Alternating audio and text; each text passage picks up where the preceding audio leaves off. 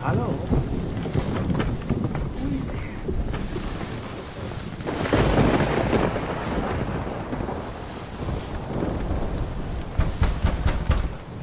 Captain! Open the door! Abigail, please forgive me for everything.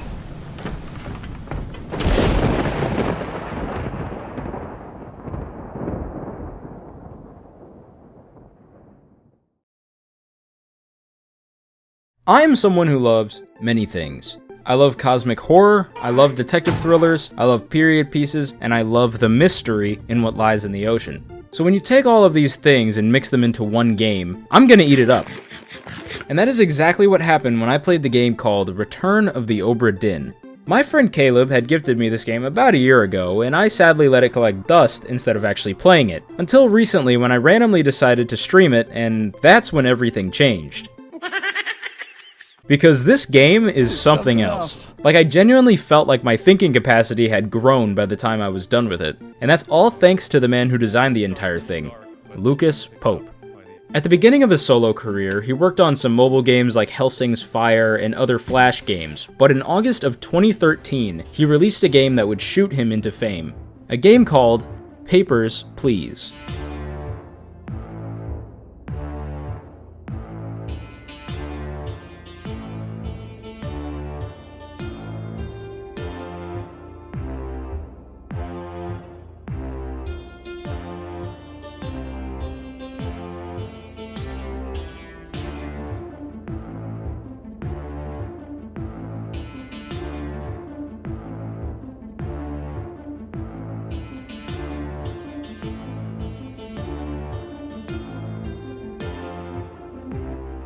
This game would go on to win many awards, which gave Lucas more of a push into the spotlight. And there was some coverage online about the game in 2013, and I even found a video from a channel called Metal Canyon where they played the game the day it released. After this, it would take a few more years, but eventually, many big YouTubers like PewDiePie and Jacksepticeye were hooked, and they made videos on top of videos focused on the game, which would help introduce it to millions of people. And a few more years after its blow up on social media, Lucas would get to work with some Russian filmmakers named Nikita Ordinsky and Lilia Tikach, and create a short film based on Papers, Please, which now holds 18 million views on YouTube. And it's actually pretty good, so I recommend watching it if you want to see a brief live-action adaptation of the game. This game has been super popular now for about a decade, and during a 5-year period, it was actually the only game that was released by Lucas Pope, until we get to October of 2018, which is when his next game, Return of the Obra Dinn, would come out. And Obra Dinn wasn't a game that Lucas kept a secret. For years, he would post random development updates of the game on his YouTube channel, dating all the way back to 2014, which means that after Papers, Please was released, he went straight to work on his next game and tried to make people aware of it. I don't want to play with you anymore.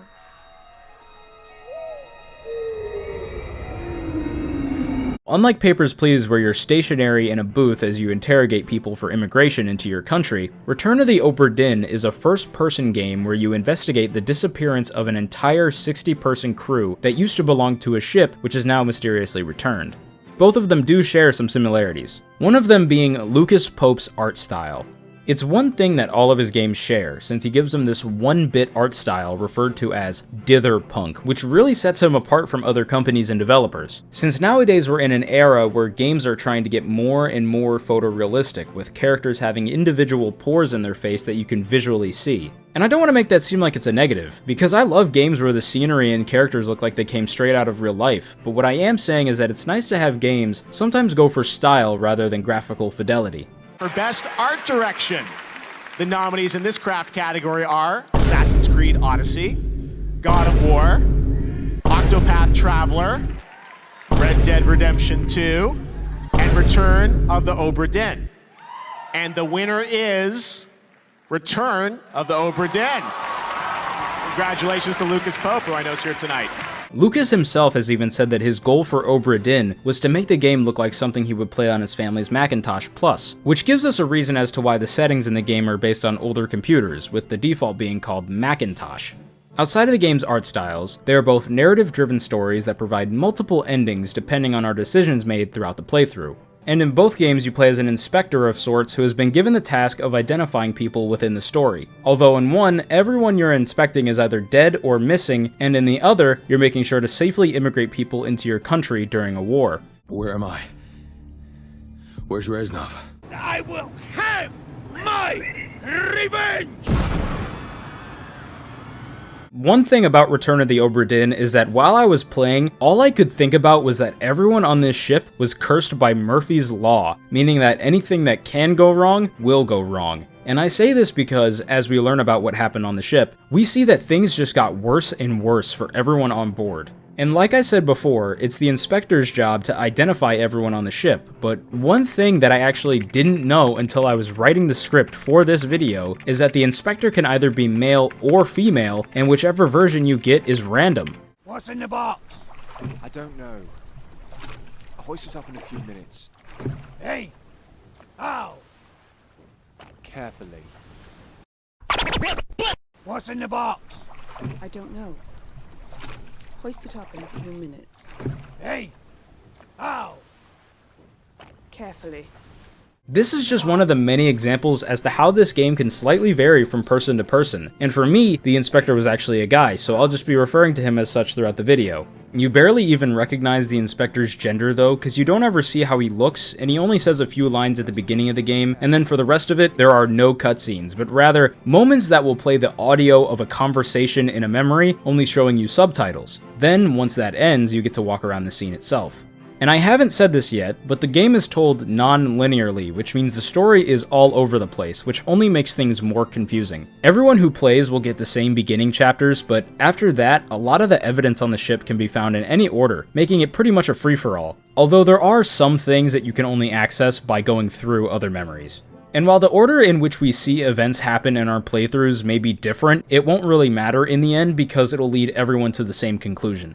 So with that being said, this video will be structured around the sequence of events that I saw in my first playthrough. The game begins with the inspector reading a slip that gives some context about the Obra Dinn, which is a ship that was built in 1796 in London. And you may be wondering if the name Obra Dinn means anything, and some people have theorized many different meanings to the name, but Lucas Pope himself said that it was just a name that popped into his head that sounded mysterious. The rest of the slip tells you that the captain of the ship was someone named R. Witterell, and that they oversaw a crew of 51 men along with 9 passengers. The inspector then reads one final letter from their London office of the Honourable East India Company, telling them that their objective is to prepare a full insurance assessment on the ship since it has now returned. So after reading that, the inspector makes his way to the Obra Dinn's location and arrives at Falmouth, England in 1807. Here we can hear 2 separate voices, one being the inspector and the other being his trusty sidekick, the Boatman. And Boatman is actually the only other character in this game who moves, which is cool even if he ends up not doing anything. What's in the box? I don't know. I'll hoist it up in a few minutes. Hey! How? Carefully.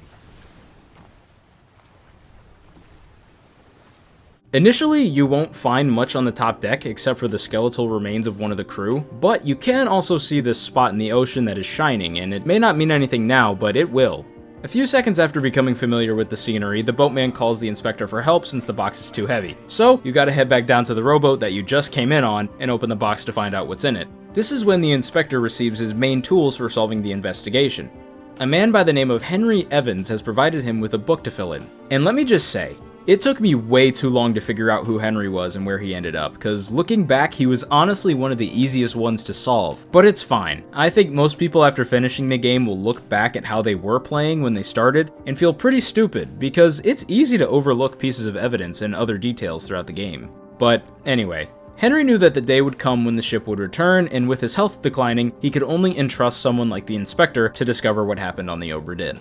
The last parts of Henry's message to the inspector tells us that the next few pages would be bewildering, but it would eventually make sense. Which is true, it'll probably take you about 5 hours before you actually know what you're doing in the game. He also tells us that the pocket watch will help us determine the identity and fate of everyone on board, so once we solve each chapter, we can return the book to the French Office of Affairs in Morocco. Which is a giveaway that I did not notice, so pretend I didn't say that last part. The final part of Henry's note then tells us that the bargain chapter will remain unknown to us for now, but don't worry, we will be able to get to that eventually.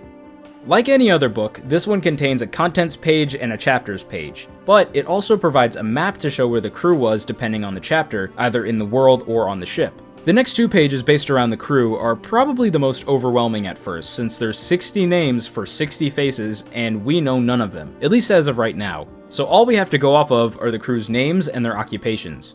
Starting with Robert Witterell, Captain. William Hoskett, First Mate. Edward Nichols, Second Mate. Martin Perot, Third Mate. John Davies, Fourth Mate. Alfred Clesteele, Bosun. Charles Minor, Bosun's Mate. Henry Evans, Surgeon. James Wallace, Surgeon's Mate. Winston Smith, Carpenter. Marcus Gibbs, Carpenter's Mate. Thomas Sefton, Cook. Emil O'Farrell, Butcher. Christian Wolfe, Gunner. I don't know how you say his name. Gunner's Mate. Duncan Nkay, Purser. Finley Dalton, Helmsman. Edward Spratt, Artist. Abigail Hoskett Witterell, Passenger. Nunzio Pasqua, Passenger. Emily Jackson, Passenger. Miss Jane Bird, Passenger. Bunlan Lim, Passenger. It Bangsia, Passenger. Chio Tan, Passenger. Hok Sang Lao, Passenger. Zungi Sati, Ship's Steward. Philip Dahl, Captain's Steward. Paul Moss, First Mate's Steward. Samuel Galligan, Second Mate's Steward. Roderick Anderson, Third Mate's Steward. Davy James, Fourth Mate's Steward. Peter Milroy, Midshipman. Thomas Lenk, Midshipman. Charles Hirschtick, Midshipman. Omid Ghoul, Topman. Timothy Buteman, Topman. Huang Li, Topman. Ji Zhang, Topman. Li Hong, Topman. Wei Li, Topman. Nicholas Botterill, Topman. Mamba, Topman. Louis Walker, Topman. Leonid Volkov, Topman. Alarkis Nikishin, Seaman. Alexei Toporov, Seaman. Nathan Peters, Seaman. Lars Lind, Seaman. John Naples, Seaman. Renfred Rajub, Seaman. Abraham Akbar, Seaman. William Wasim, Seaman. Solomon Said, Seaman.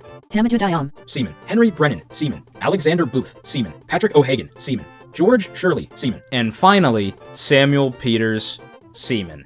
And if there is any confusion on what a seaman or topman or midshipman is, the book provides a glossary at the back describing the different keywords you'll need to know in your investigation. Another thing that may be helpful, which I really like, is the Life at Sea page, where we can see most of the crew as they watch someone be executed. It's a cool page, and I think it's pretty neat that every detail in the art tells you something about each character, even if you don't know it yet. It's also just very impressive that Lucas Pope drew all of this himself, so round of applause to him. Once the inspector closes the book, we see the pocket watch that Henry was referring to, called the Memento Mortem, which means remembered death. And get used to this thing, because it never leaves your hand. I also have no idea how Henry found this thing, but maybe we don't need to know, cause leaving some room for mystery can be a good thing. I think it helps make the world more interesting. But with our new tools in hand, the inspector climbs the ship and will not leave until the mystery has been solved. Meaning now's the time where you can walk over to the body that you'd seen previously and use the Memento Mortem's power for the first time. Captain! Open the door! Kick it in. Ah! Lest we break it down and take more than those shells! You bastards may take exactly what I give you!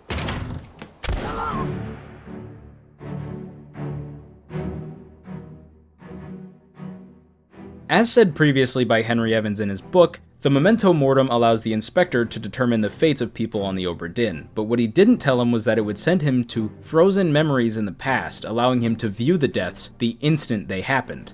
The first memory you see begins with you getting shot in the face, and we can't say for certain who this man is, although it should be pretty obvious that he's probably the captain, but we can't pinpoint anyone just yet. From what we can hear in the cutscene, these two men are calling for their captain. They threaten him and bring up those shells, which is something you come to learn about as you play the game. And in each situation, you're given some time to analyze the memory, since there can be a lot going on at once depending on whose death you're viewing. And when you're done, the game will close the memory and open the book to the chapter that the moment is taking place, asking you who the person was and how they died. This is when you learn that the game actually begins at the end. This only makes things more confusing for us, but it also kinda helps us out, because now we know that these three men will survive the story all the way up until the end. And although the book is now open to us, you aren't expected to know who anyone is yet, and even if you look at the audio logs, they don't give away that much either. They'll provide the lines of everyone who spoke in the scene, even marking some with an X for the person who died, but it won't tell you names. So with that being said, you close the book and are given the opportunity to roam around the memory some more. Here you can find out that there was actually another man that was just out of frame, and he's currently walking up the stairs with a knife in his mouth, showing that he's probably a part of the plan as well. But once you've seen enough of the information in this memory, you can walk out of this magical door and look for more evidence to move the story forward. And when you're back in the present, you'll notice that the door that was previously closed is now open. This happens after a lot of the memories that contain people opening doors or other entrances, and that's obviously what happened here since the man had to open the door to shoot the other man. So going into the unlocked room, you can see a few new bodies that need to be examined. The argument that happened prior to the first guy's death continues with one of the men asking the presumed captain where they are. This leads to a fight where the guy with the beanie gets his throat cut and the other man gets stabbed in the shoulder. Examining this death doesn't give you much more information, other than the fact that these 3 men are trying to get information from or possibly kill this one man. Although one thing that you learn very early on that's very helpful is that when zooming in on a person, it'll show you who they are in the Life at Sea painting. But the person you're looking at may appear blurred until you have enough information and evidence to say who they are. And depending on the character, solving their identity may be harder than others. This can be indicated with 1 to 3 triangles that sit above their heads in the book, with 1 being the easiest to deduce and 3 being the hardest. From the beginning, it may be easy to describe how they died, but it could take you the whole game to say who they were when they died. I hate to say it, I hope I don't sound ridiculous. I don't know who this man is. I mean, he could be walking down the street, I wouldn't know a thing. Moving on to the next body in the room, we can see that the bald guy's sneak attack didn't work at all as he's been clubbed in the head, while the other guy bleeds out on the floor. This dude can fight. He's taking out everybody right now. The one thing that this memory gives you is another open door where we can see a woman peacefully resting. So once the memory ends, the door is now open to you in the present day. There's 2 dead bodies in the room, which should make it kinda easy to tell who they are in terms of what we've seen so far. And the only thing I can really say about this room is, do not examine the woman's death before the man's. Investigating the body that's on the floor will play a cutscene that actually gives away a lot of information for this chapter. The man we saw solo the 3 dudes is referring to the woman in the room as Abigail, and he asks her for forgiveness for killing her brother, who was someone that he saw as his friend. He tells her that he will be with her soon while referring to her as my love. The cutscene then ends with the man game-ending himself with a gunshot to the chest, ending the chapter and technically the story. This moment gives the inspector a lot of information, at least for the beginning. The man shot himself so he could join his love, Abigail, which means that she had most likely already died by this point and he had left her body there to rest. We also learned that Abigail had a brother who was close with the man, and since we saw this man get killed like 30 seconds ago, we could probably assume that's who he's talking about. So with enough evidence from this chapter, you could at least identify a few of the men. After the book opens, the game will tell you that it'll only reveal correct identities in pairs of 3, so you may not know if you have someone's identity correct until you have a correct pair of 3. And sometimes you can only discover who a person is through a process of elimination, which is something I definitely had to do, so you may not know who someone is for a while. Luckily, with the evidence gathered in this chapter, you can say who 2 people are with certainty. I say 2 instead of 3 because we only know how 2 of them died. We may have a face for Abigail, but we just don't know what happened to her yet. The first person we can identify is Captain Robert Witterell, since in the beginning, these men yell for him in his quarters, referring to him as their captain. The second person we can identify is the man who was shot by Robert, since in the book we can see that Abigail's full name is Abigail Hoskett Witterell, and that she's from Scotland. So, you can immediately figure out who the next person is, because when the captain committed suicide, he confessed that he had shot Abigail's brother, who was a close friend of his, which tells us that the man he was referring to was his first mate, William Hoskett. Now again, the game won't confirm anything until you have at least 3 correct, so once you've viewed all of the pages of a chapter, the book will flip to its introductory page and then end. But don't worry, this won't shut you off from returning to memories, because you will get the opportunity to backtrack, and trust me, you will need to backtrack if you want to figure everything out. So with nothing left to learn about how the story ends, the inspector now has to discover how the crew got to this point, which means it's time to use the memento mortem on Abigail's corpse.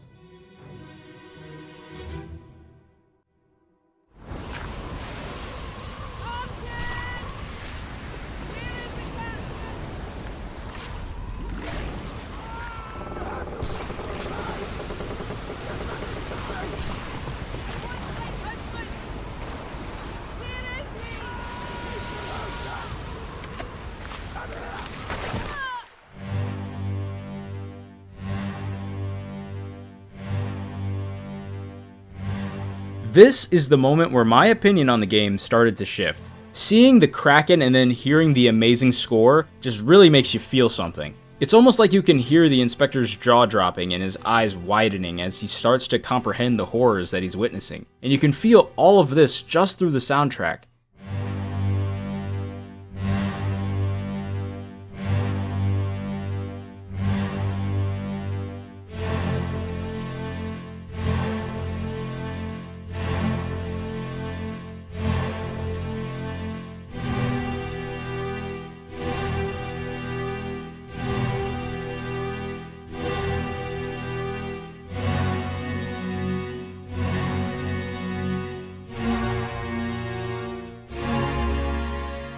There are so many moments like that within this game where the score matches a memory's tone perfectly, almost providing more emotion to certain deaths or the situations surrounding them. That's why I've got the soundtrack playing throughout this video, because it's honestly so good. And for this moment specifically, I was so shocked by this reveal that this may be one of my favorite wow moments in gaming, at least in the last few years.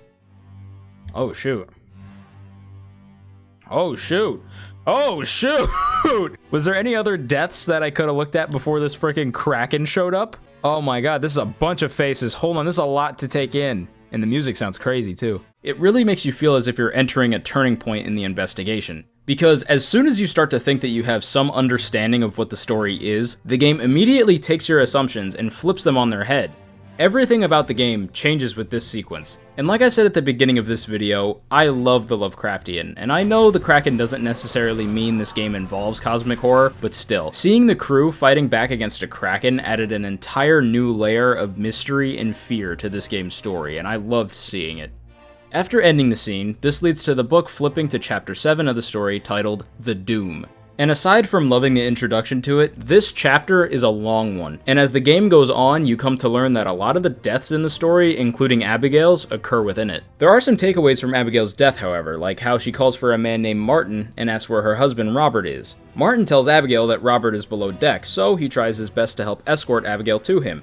But she's crushed by rigging in the process. Seeing this allows us to finish our entry in the book, which means we can say for certain who 3 out of the 60 people in the crew are. When you actually get the ability to walk around the memory, you can learn that there were 10 other people who were present during the moment of her being crushed, including the man she calls Martin.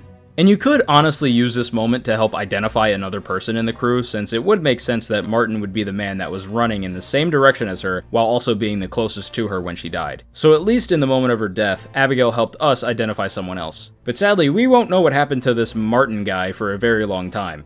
One final thing that I love about this moment is that it's pretty clear that the inspector wasn't prepared for this, since you can visually see that after gaining the ability to walk around the memory, his hand is shaking the entire time. Although it could also just be the watch sensing another death nearby, but headcanon. I mean, I'd only imagine that seeing the Kraken in a memory attacking the same ship that he's currently on would make him think that his life is now constantly in danger.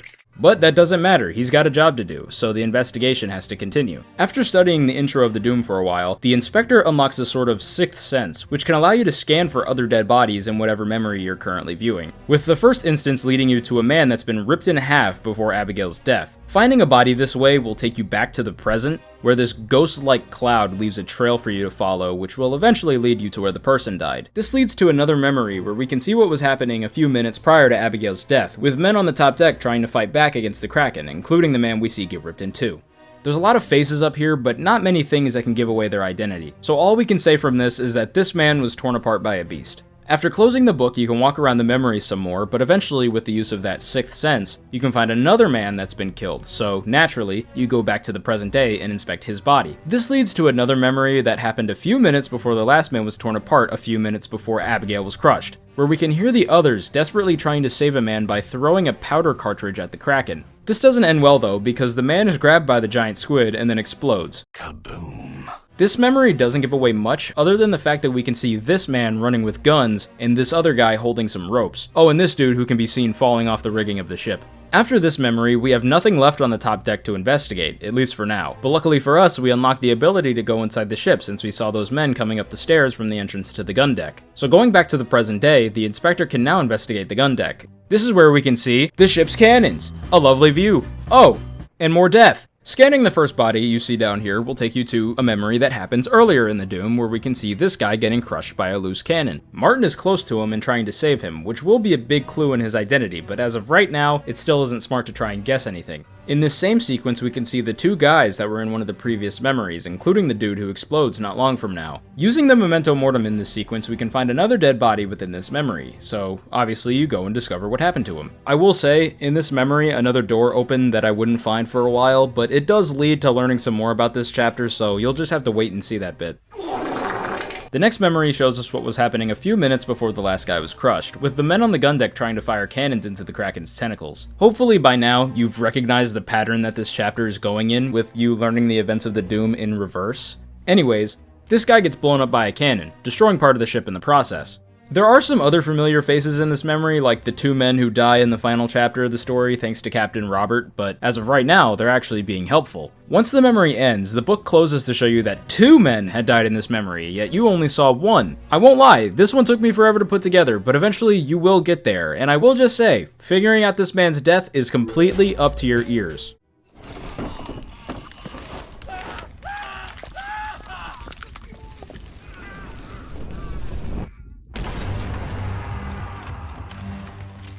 After doing what you normally do, you'll scan for another body, which will lead you to another man who was crushed by a cannon. Viewing this memory provides some context as to what led to the previous dudes being blown up, as this takes place literally not even 15 seconds before it, so it's pretty helpful.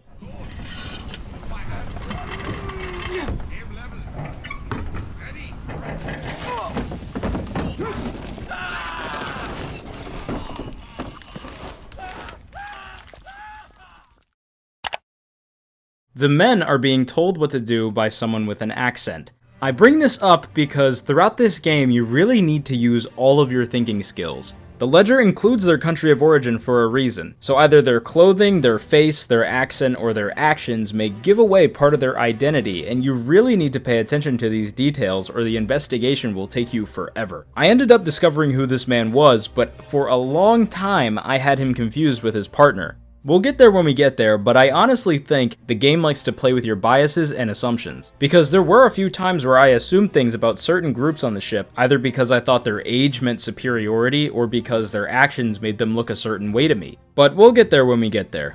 The Kraken crushes one of the men with his tentacles while he was lighting the cannon's fuse, which obviously causes these 2 men's death. So, honestly, we could just say that these 2 died because of how unlucky they were. After this memory, all evidence can pretty much be found in any order now, going back to what I said earlier about how the game can become a free-for-all in terms of how you view the sequences. And me being me, an idiot, the playthrough kinda went all over the place for a little. It doesn't really matter though, because the story's gonna be confusing regardless. Staying on the gun deck, there are a bunch of new rooms that have opened, including one with spots of blood on the outside of it. Obviously, this would make the inspector curious, so you open the door, and guess what? Dead body! Sam! Oh no! You're cut! Don't leave me. Bear up, son. I'll stay with you. Tell Pete's mother I tried my best. Aye. To pull him back, to save him. You tell her yourself. Brennan! Bring the surgeon's kit! The inspector has started a new chapter called Escape. Escape is the 9th chapter in the story, so literally the final events that take place before the remaining 4 on the ship die. In these memories we will see William, Robert, and the 2 others that make it to the end, pretty frequently, showing that they do hold some importance to the events of the story. This memory tells us that the young man who was pulling the rope in the Doom while the guy exploded was recently stabbed. He tells William to tell Pete's mother that he tried to save him. This leads to William calling for a Brennan to get the surgeon's kit. You'll be able to identify Brennan in a second, but as of right now, you should be using this memory to identify this Pete or Peter that the man was talking about, since in one of the previous memories, he looks as if he's trying to save the man who exploded. We can also see that these 2 were pretty close, since in another memory they were side by side as they fell down the stairs. So it's pretty obvious that his friend that he was trying to save was Peter. And sadly, Pete's mom will never be told that this man tried to save him, since William, Robert, and the other 2 dudes all end up dead not long after this. The next day, the motherfucker was dead. When you walk around the rest of the scene, you can see that one of the men who makes it to the end had possibly just killed 2 people, with this bald guy who also makes it to the end running down the stairs after hearing the commotion. Investigating the first body will lead you to a memory that happened not long before the last, where you can see this beanie man clubbing a guy who was holding a gun, which kind of shows that the man with his head blown up on the floor wasn't killed by him. And then, on the other side of the room, you can also see the younger man crawling away with a knife in his back while William runs in his direction. Once you've seen enough of this death, the book will open up to the man being clubbed. By this point you'll have no clue who he is, but at least you can now identify the man with the beanie since his image is no longer blurred in the book. And with a little bit of brain power and thinking about what we've seen and heard so far, it should be pretty easy to figure out. Okay, so hold on. My guess, right, this is probably Brennan, only because this will make sense, I think. Because he's running, like, he comes in here, right? He comes in here, he sees that this guy's down here, he's not bothered by him. Right, he's not bothered by him. He sees that he's down here already, so when he comes in here, he's gonna know that he's already down here, and then the bald guy comes downstairs. So I think Brennan is the guy with the hat. I think that makes sense. Now don't make the same mistake I did, because I spent a pretty decent amount of time looking for someone named Brennan in the ledger, but that was due to me looking for the wrong details, because in the book, there isn't a single person named Brennan, but rather a man with the name Henry Brennan, which is obviously who this guy is. This is just another piece of information that you can overlook, because apparently some people like to be referred to by their last names, which I guess makes sense when you think about the fact that there are other characters that may share the same name on the ship, so to keep things from being confusing, the crew refers to some people by their last name. Going over to the next dead body, we can actually learn a little bit more about the overall plot, since we can hear the two men who would soon be dead having a discussion about wanting to flee the ship and ditch the captain. Captain Cameron. You have a plan? Yes. Take ship and sail east. Trade wretched fish and shells for gold. Hey, who's there? Mutiny! Mutiny! Fresh bastard! No!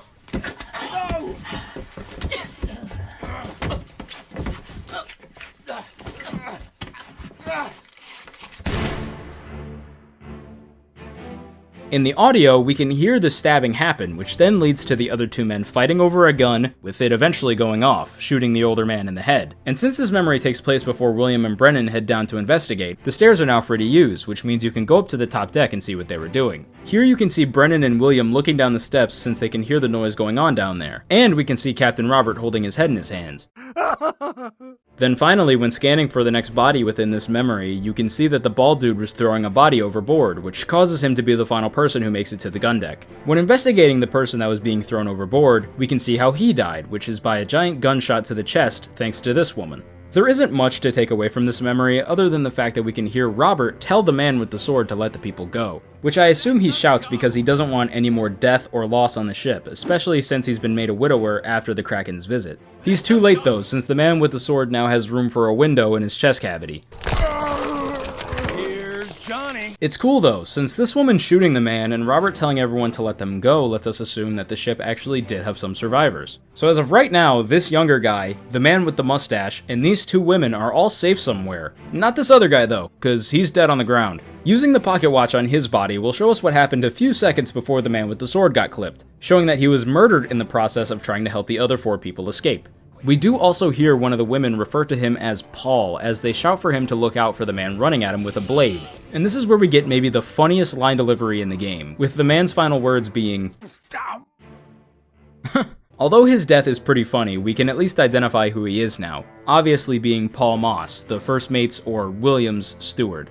Outside of this moment, we can see William, Brennan, and Robert running towards them like they were in the Swordman's death. Heading downstairs also shows us what was going on before all the deaths that would happen soon, with the future stabbing victim listening in on these two's mutiny discussion. Scanning for the next body will bring you to this man dying in the chair, which will lead you to the next memory.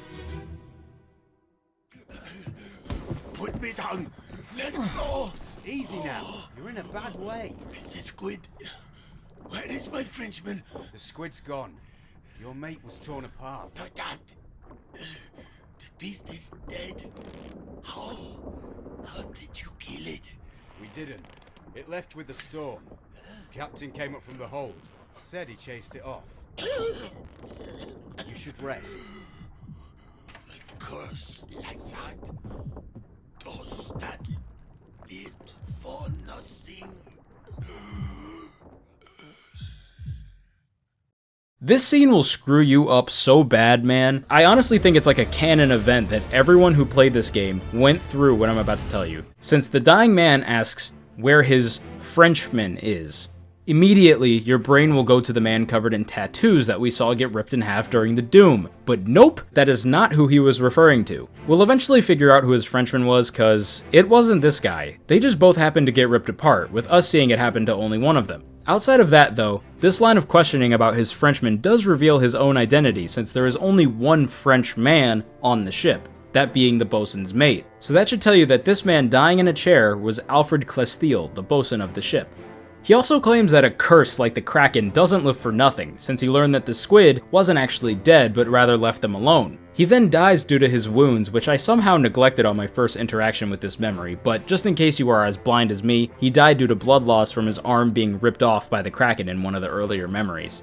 When leaving this room, we can see William and Robert heading upstairs where they will eventually see Paul and his crew trying to escape. We can also see the future knife holder coming out from a lower deck in the ship, which will lead him to listen in on the two remaining men's conversation. And since he's coming out of a lower level in the ship, this will open a door for us in the present time for more investigation. William coming out of his room also opens up a door for investigation, but I wouldn't find that out until much later. So with escape being finished, we can say that we've been able to identify a few men, just not officially since we don't know everything about what or who killed them. The book flips to the chapter's first page and shows us how many people died and how many people went missing, with it then showing us 2 pages asking the inspector what had happened to those who left. Looking back, it really isn't that hard to figure out what happened to the crew who left, since by this point you actually have been provided the information already, but I won't say anything conclusive just yet. If I didn't learn about it until later, you won't learn about it until later. Making your way down to the Orlop deck, you'll find many important occupational rooms, such as the gunner's store, the carpenter's shop, or the surgery room. Most of this floor is open to you as soon as you get to this level, with many parts of it containing information that'll lead you to new chapters being discovered, but initially, you may find yourself drawn to this cow skull since it's one of the first things you'll come to notice down there, next to the giant pool of blood. Watch out! Don't want anyone slipping on all that stuff! Listening in on its memory, you can hear 2 separate conversations happening at once, with you briefly hearing someone explaining to others to wrap someone and see to their last rites, which is a religious way of saying, pray for this dude, because he's about to die. In the rest of the scene, we can hear a group of men preparing to slaughter a cow, hence the skull that we scanned to get here. And because of this slaughtering, one of the boys start to puke. Get through the skull in stone or brain. I'll cut her throat when you've done it. Here? Yeah. Come on before she kicks up.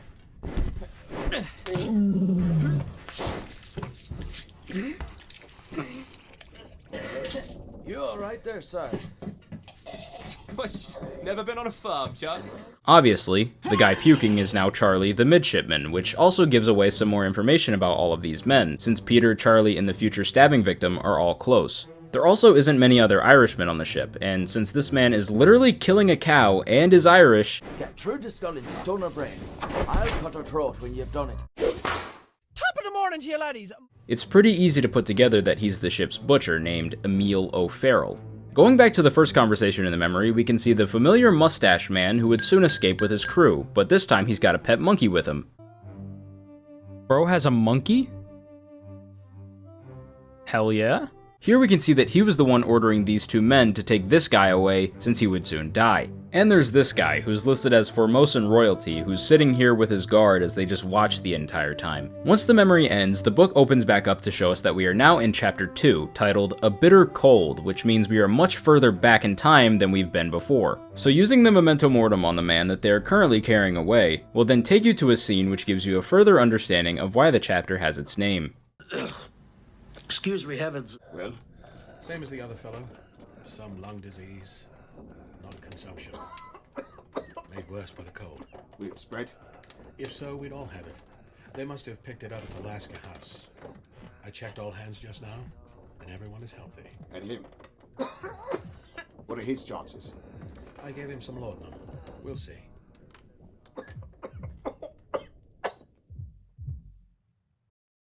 By now, it should be pretty clear to you that this man is the lead surgeon on the ship since he is up close and personal with all of these dying men. And in this moment, I did correctly identify him, but I completely forgot that Henry Evans, the surgeon, was the person who led us here in the first place.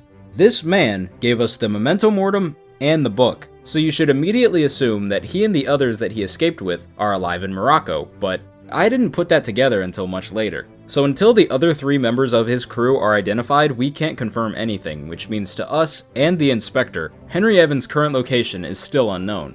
Walking past Martin and this other guy that I probably should have been able to identify sooner, I've never seen this guy before, you can walk out of the room and see another dead body, this time wrapped, showing that there is some sickness that's been spreading among the crew. Scanning the wrapped body will bring you to the final memory in this chapter, where you can hear some Russian men in the distance playing a game, while the other 2 men who are alive throughout the later memories are currently checking in on their friend who has passed in his sleep due to an illness. One of the men, not the one who gets crushed by the Kraken, refers to the person as Saeed, which is another moment where this isn't anyone's first name in the ledger, but either way we know who this man is.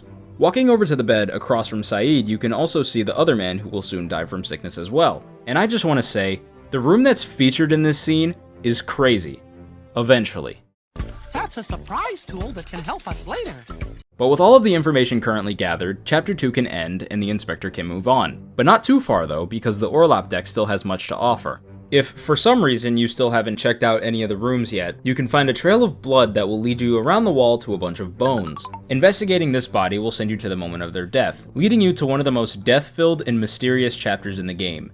Chapter 6, Soldiers of the Sea.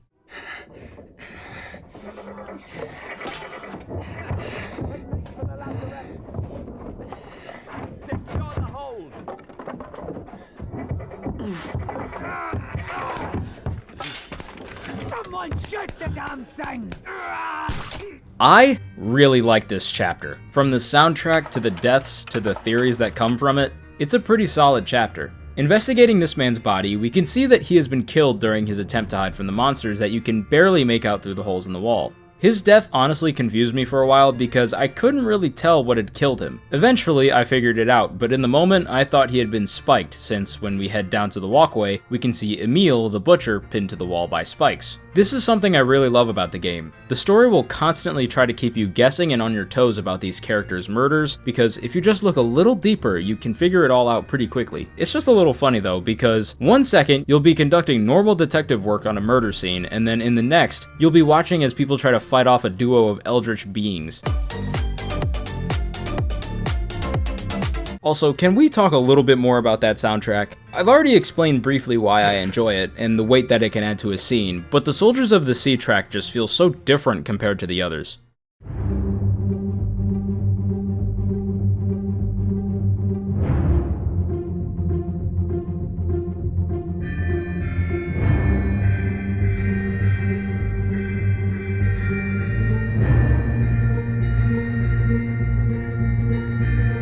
The sound of the bells and the violins as the chaos outside is barely visible is just mwah. It's a great track that matches the tone of this chapter perfectly, since it sounds heroic and haunting at the same time. And a lot of people die here, with some going out more heroically than others. The first man who died was unlucky, since we'll eventually see that he did get spiked earlier in the chapter. And even though he got away, he still ended up dying in his hiding spot. And in the audio before his death, we can hear many people shouting to secure the lazarette, since the monsters that are on board now are trying to reach it. Also, for those who don't know, a lazarette is like a room on a ship that can be used for storage or quarantining. And as the monsters make their way to it, someone yells to shoot the damn thing, which leads to even more chaos. That and something else happens here that is pretty in your face, but I was trying to look for so many details that I ended up overlooking the important ones. Like how these two are in the gunner's store at the same time. Hint, hint. Or how this man was in the purser's office. Hint, hint. Sadly, I was just naive to these clues at the time. You are an idiot! Going over to the pinned Emil, we can start the next scene where we are given more space to free roam around the battle that could barely be seen behind the wall. Henry tries to help Emil down, but sadly it's already too late for him since he's the next entry in the book. This memory does show us some things like Peter pouring water on a dead Charles who's lying on the floor next to a dead crab, as well as some of the men who are looking defeated and wounded, with this guy who looks injured reaching for a hand mortar from Alfred. I'm here to talk to you today about this 1600s era hand mortar. If that was a real grenade, I'd be getting rid of this gun real quick. When scanning Charles's body, we can view what caused him and the crab to both die, with him burning to death on top of the monster. Many people such as Henry and Alfred and Peter watched as his death occurred, with no one being able to save him. And if we go over to the other side of the room, we can see that there were some other men included in this fight, with two of them being left decapitated on the floor. Once the book opens back up to Charles's page, you can write in how he died, which could lead you to getting some more identities confirmed, like Solomon Said, Emilio Farrell, and Charles Hirschtick, leaving us with 6 out of 60 fates completed. Scanning the two decapitated guys will bring you to the next memory, where we can see Charles throwing some sort of flammable fuel at the crab, which will obviously lead to his death. We can see characters like Emil, Peter, and Alfred trying to fight off the enemy, with one of the men being thrown through this fence, which is why it's broken in the present day. At the same time that these men are fighting the crab on the Orlop deck, another group of men are making an attempt to hold off a second crab on the gun deck. This is when you can start to get a clearer image of these creatures, and when getting up close to them, you can start to recognize how creepy they actually are, since this is when you realize that they aren't just crab monsters, but rather humanoid men with glowing eyes and spears covered in seaweed riding the giant crabs. These are honestly the most unsettling monsters in the game, and for some reason there seems to be people out there who willingly tattoo them onto their body. Listen, I'm all for nerdy tattoos and stuff like that, but these things, they're just gross. Anyways, this memory does help us out by providing a new floor since this man, who will later get shot in the face, opened up an entrance. Other than that, we can find this man who's been pinned to the wall, where we can hear the moment of his death, where he tries his best to throw an axe at the crab rider but fails. We can also hear him refer to someone as boss, which will be helpful in the long run, but that doesn't matter right now since both he and his buddy are due for some spikes. Although only one of them dies, since we can see the other man in future memories holding his injury that happened in this moment. Another thing that's heard in the audio is someone saying, "Stay back! It's already over the neck." So when you go up to the top deck, you can see a crab rider after what looks like murdering someone who could fit the description of a Nick. We can also find the one man who would later be crushed by the Kraken, hiding near another body. And I bet the man who might be Nick wishes he could have hid with him, because he was their first victim.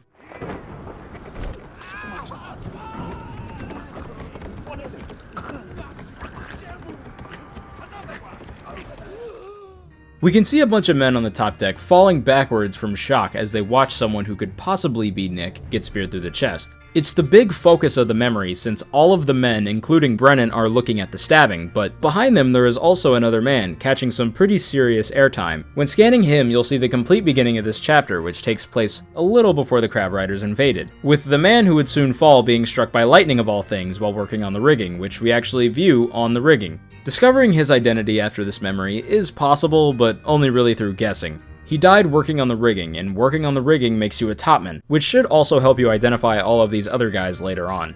After this, the game wants you to go back to the Orlop deck for the final part of this chapter, which you can only get by opening this door and scanning the corpse of one of the crabs. Now sadly, in my playthrough, I went and started a whole new chapter instead of finishing Soldiers of the Sea, so instead of recapping all of this chapter and then moving on without concluding it, after watching this man get killed by a 1 in 15,300th chance of unluckiness, you go and scan this dead crab to see the final memory.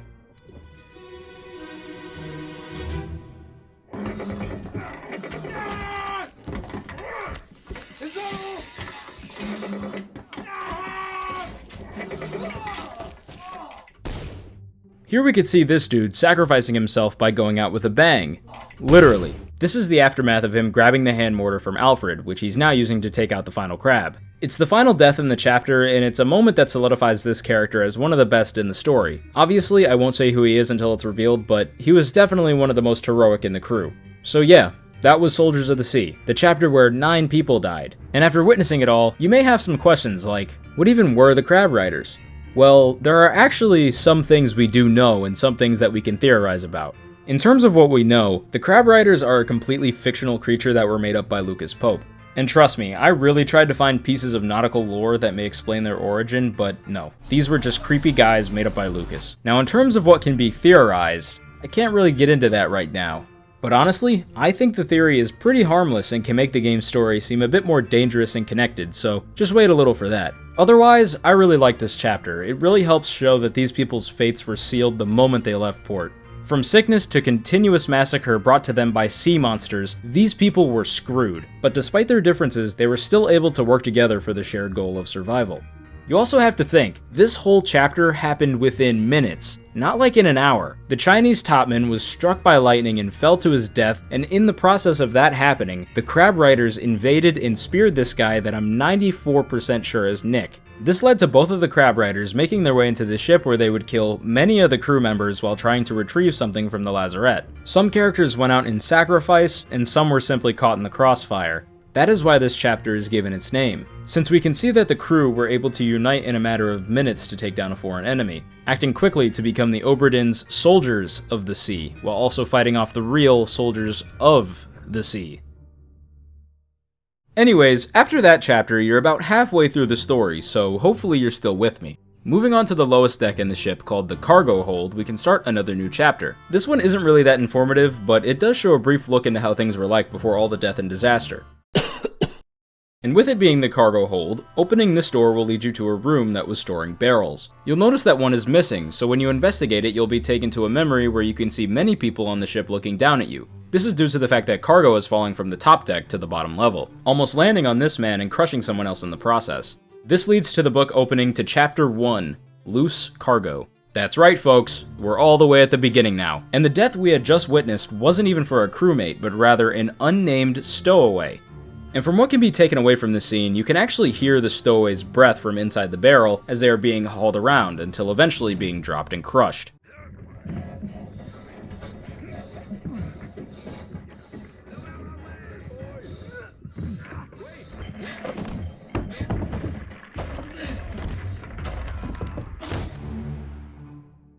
The stowaway is a character that will never be identified, so who knows who or what they were and why they were expecting free passage by hiding in a barrel. This isn't the only death in the chapter though, since we can actually see in the same memory that in the process of being dropped, this poor dude who was just at the wrong place at the wrong time was also crushed. Scanning his body will take you to literally like 1 second before the stowaway dies, with you hearing the same audio from the stowaway's death, but this time with more clarity.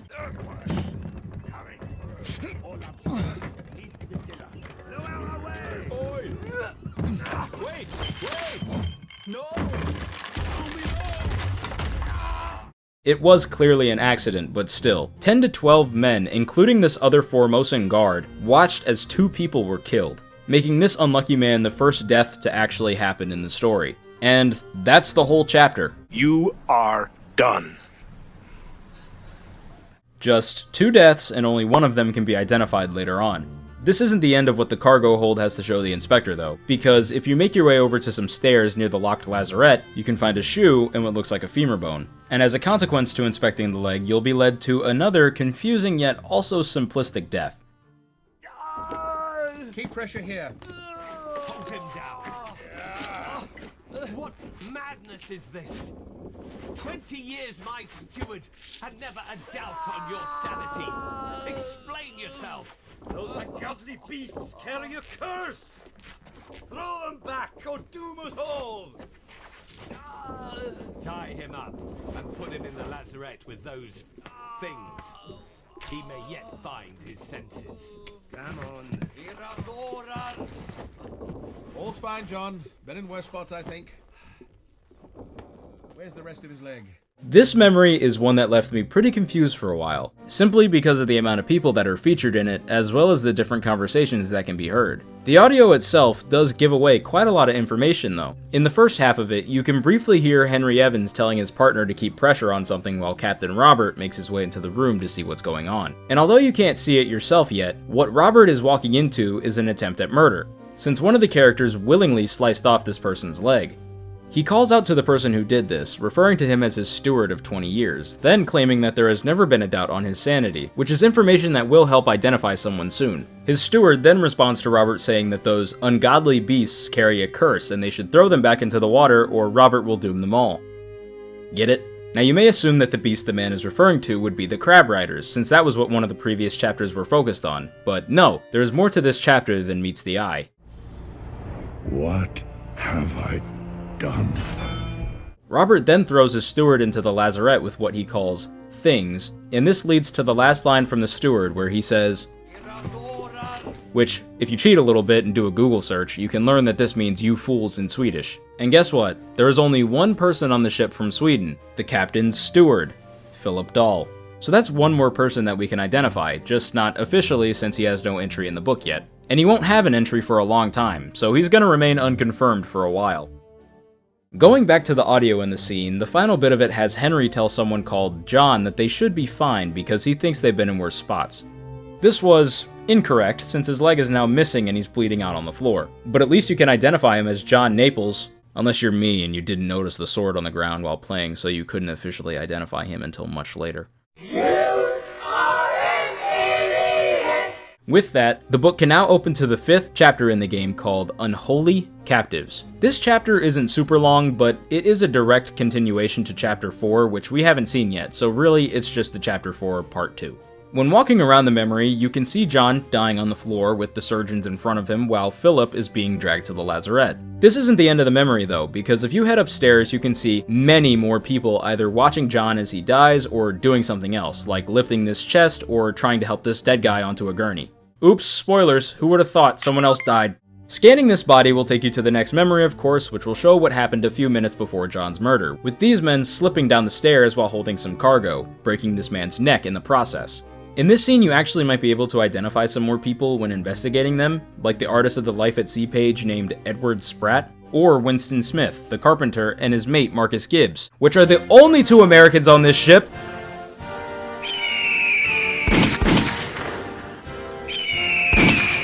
But sadly, they are somehow another 2 people that I didn't catch immediately. Because in the moment, I didn't notice that you could walk into the room that he was standing out of, which happens to also be the carpenter's shop, until much later. There are some other familiar faces like this guy, who we saw in the purser's office a little bit ago. Hint. As well as like Emil and this dude who we'll see get crushed later on. And I actually feel pretty bad for this guy, because he's always there to witness and help take care of his buddies when they pass, either from sickness or tragedy, yet when his time comes, he goes out alone, squished by a tentacle. Anyway, this guy got his neck snapped, and unless you're good at guessing, you aren't gonna know who he is for a little while. Scanning for the next body, which you know has to be somewhere close, you'll see a dead man at the top of the stairs, which will lead you to the next memory where you're introduced to some more interesting stuff.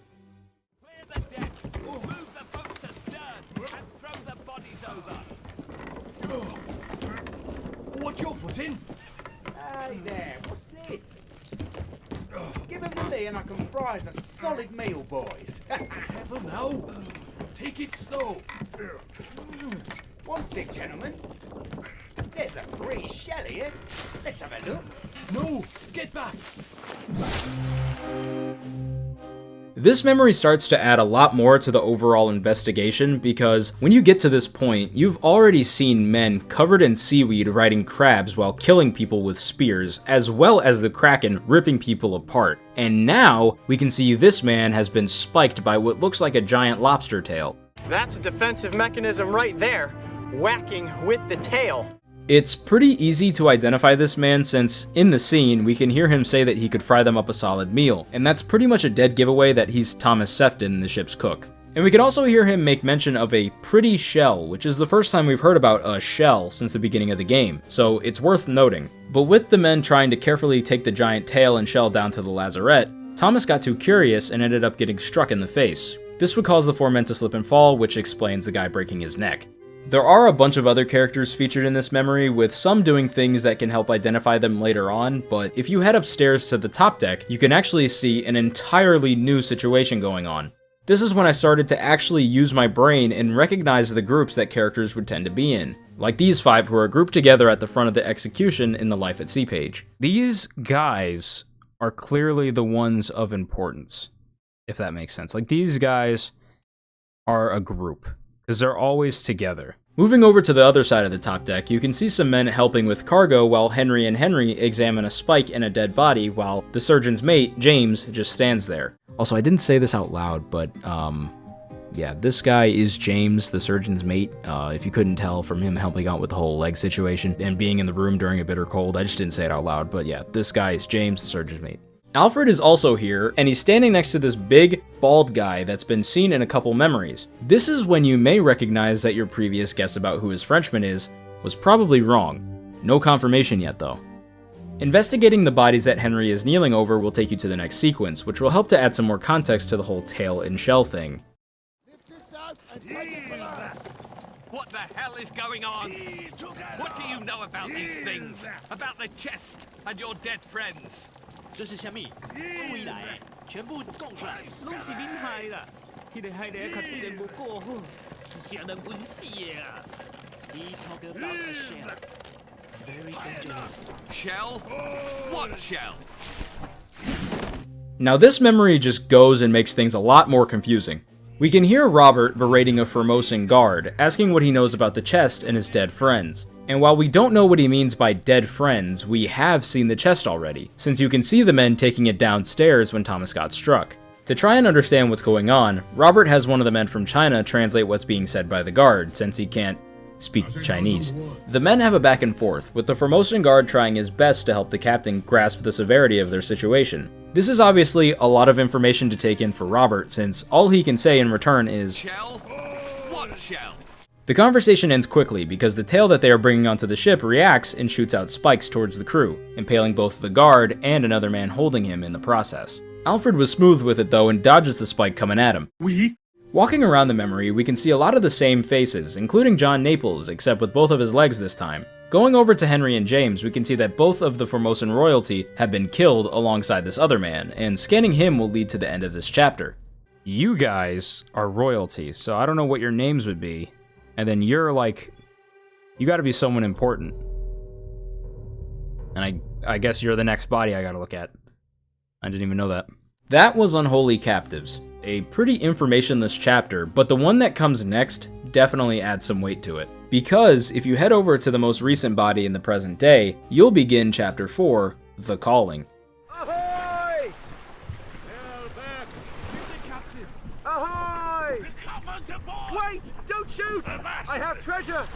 I yield! Hold your fire!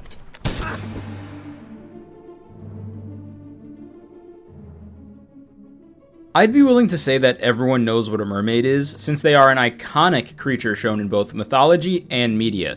The oceanic creature with the head and upper body of a woman and the tail end of a fish. It was a matter of time before we saw them in this game, especially after the Kraken and the Crab Riders were introduced, but who could have guessed that they would have been one of the final pieces of the puzzle?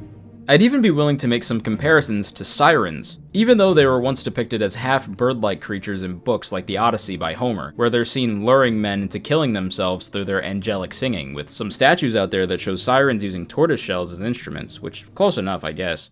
I feel as if a lot of this game can be related to a quote that I've seen from Leonardo da Vinci that I definitely didn't just find on Wikipedia, which says, "The siren sings so sweetly that she lulls the mariners to sleep. Then she climbs upon the ships and kills the sleeping mariners." These sirens may not sing with their voices, but they do get forcefully placed onto the ship and cause pretty much everyone's deaths. I won't explain what I mean by that, but we'll get there when we get there. This memory shows what was happening, I'd say, about 30 minutes before the mermaid's tail reacts and kills the guard that we see currently shooting this man on the boat. There isn't much that you can learn from this memory, other than the fact that the Formosan royalty are no longer on the ship, since this is chapter 4, and back in chapter 2 we could see 2 of the Formosans watching as people died from sickness, so what happened? Scanning the dead patriarch of the 2 royals will take you back to the present day, with his body materializing next to the man who was recently target practice. Going to the next memory will show what happened previously, with the man saying his dying words as he burns to death.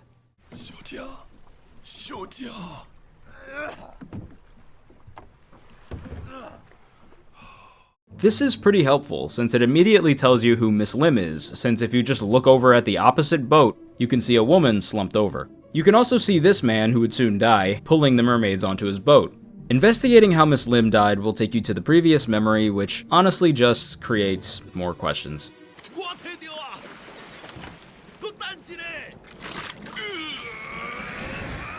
So they are carrying something, and that's a mermaid.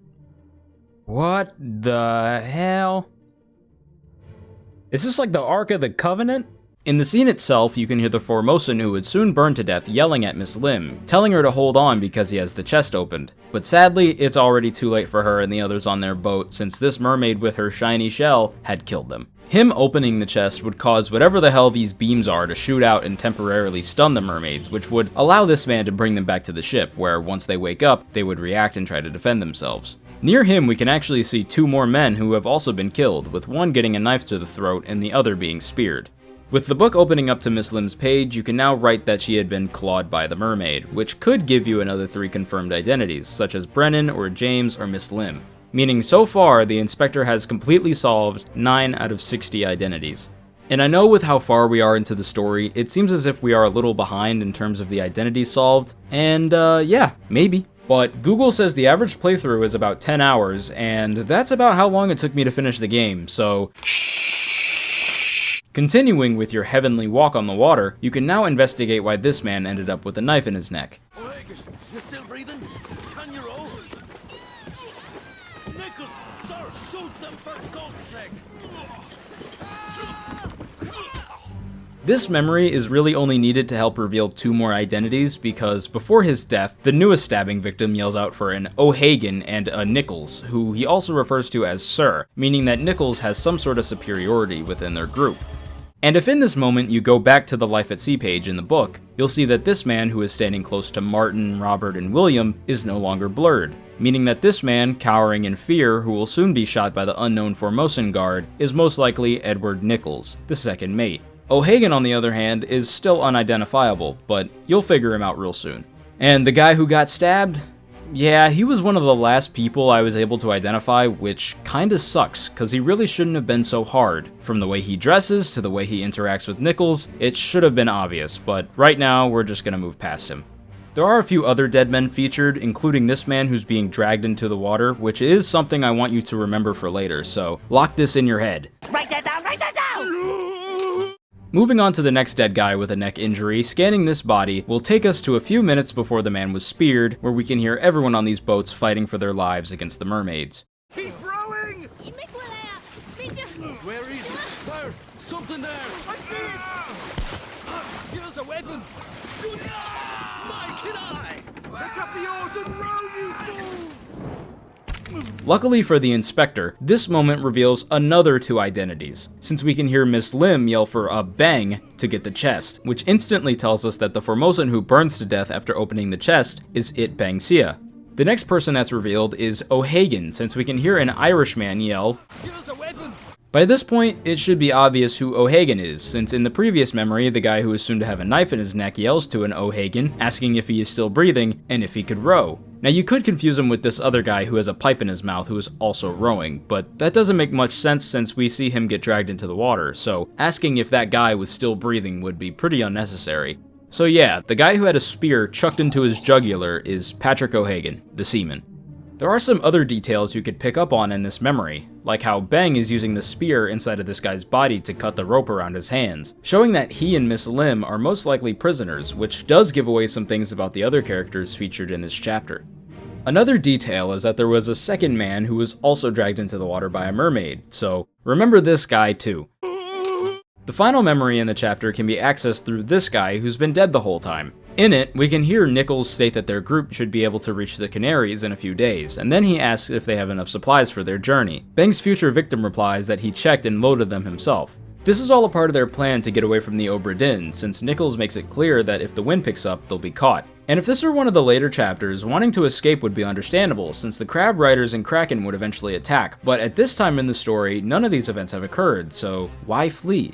Bang and Miss Lim then have their own conversation from across the two boats, where they discuss their kidnapping situation as well as the dangers of the chest and the area surrounding them. This tells us a few things. The Formosan royals already knew about the chest's power beforehand, which makes sense when we can see Bang stun the mermaids later on.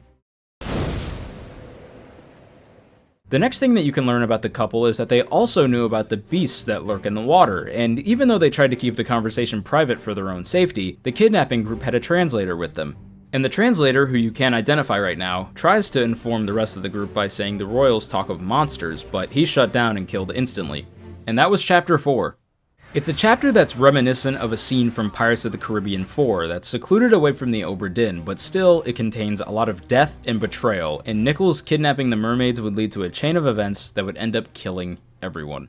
By now, the game only has 2 remaining chapters to fill, and we can't even do one until after the book's been returned to Henry. So with that, you're meant to look around the ship until you find the piece of evidence for the last chapter. But first, I gotta tie up one loose end, because I never actually finished the Doom.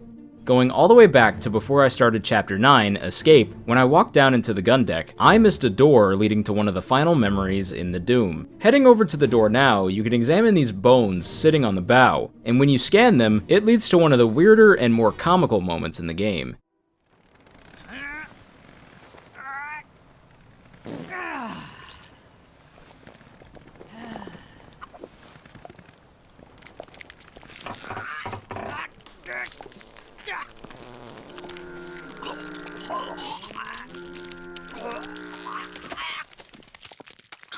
This is how the ship's artist, Edward Spratt, was killed. When he was relieving himself, the Kraken crushed him and made Edward sprat on himself, hence the sounds of the, Bro fart?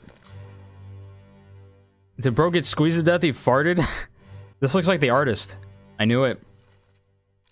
Yeah. No one was able to witness this death, except for Paul, who was able to hear the sounds. In the rest of the memory, you can see these two guys drinking together, and if you have a bigger brain than me, you can actually kinda use this moment to identify them both. Further away in the room, you can also see Martin and this younger man walking together, which told me straight away who he was, and this actually led to another 3 identities solved. Third mate steward. Whoever you are, don't know. You're the third mate steward. Doesn't matter. I know who you are. You're the third mate steward. Because I know Martin is him. So you're the third mate steward. Boom. Well done. 3 more fates correct. I'm cooking. Yep, he was burned to death. Yep, he was speared. Patrick O'Hagan. Yep. You probably could have made a guess as to who this man was back when Martin was trying to save him from being crushed by a cannon, but this is definitely the moment where you can make the assumption that this man is the third mate's steward, named Roderick. Roderick, can you explain what you're doing in this photo? That's not me. That's not you? Nope.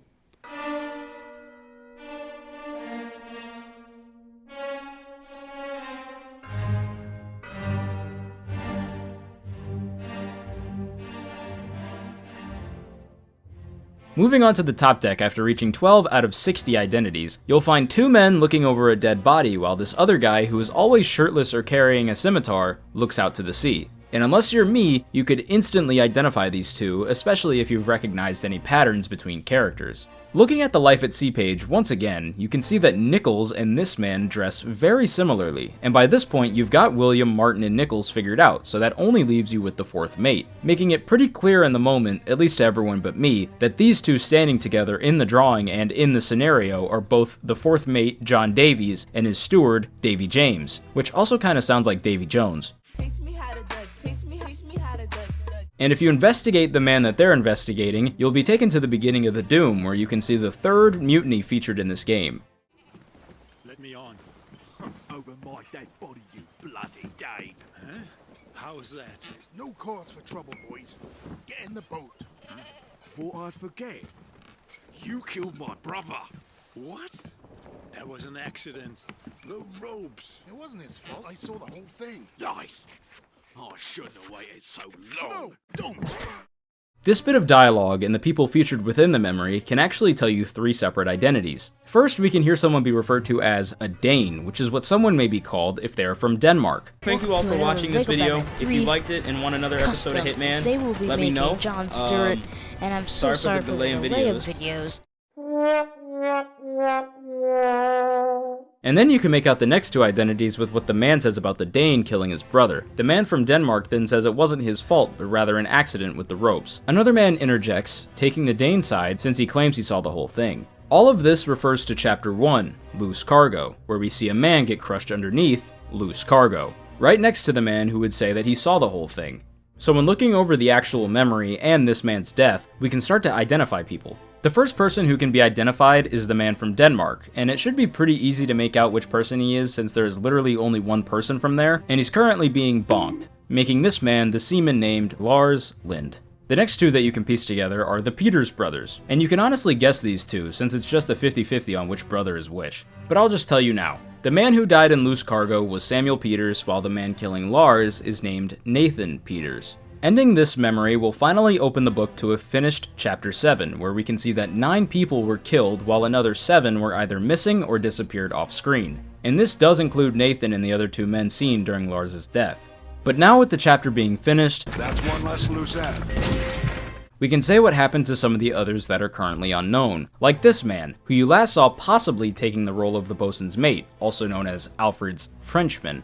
The 2 men in the escape chapter claimed that his Frenchman, Charles Minor, had been torn apart, so putting that in the book could lead you to this. I got... No way. No way. I got it because of the dialogue from earlier.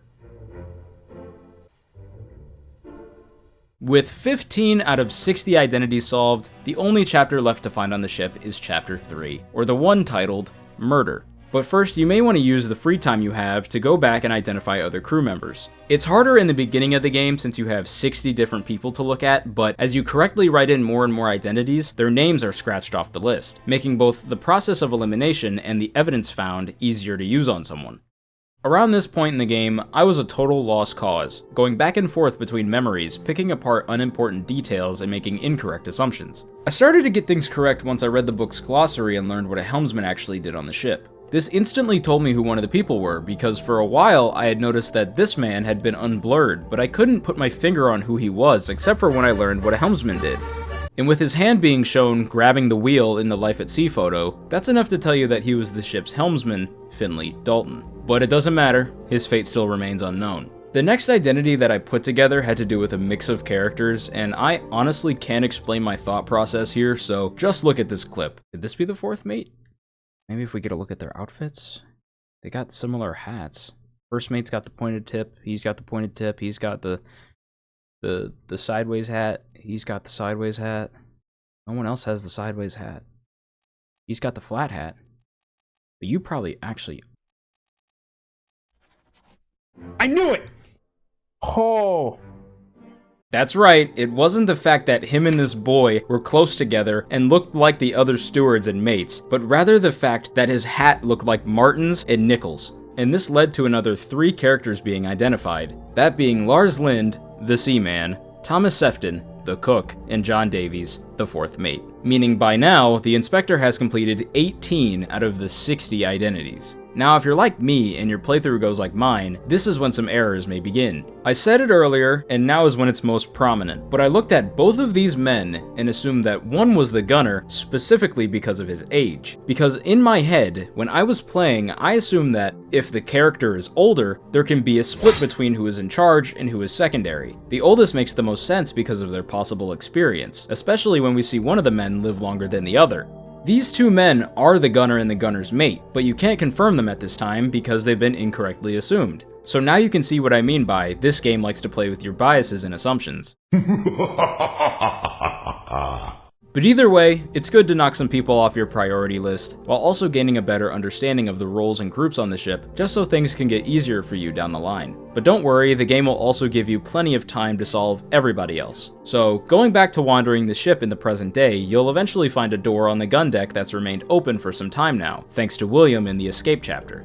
Scanning this leg bone that's hanging outside the window will bring you to the next memory, which you could honestly say is the true part 1 to chapters 4 and 5. On your toes.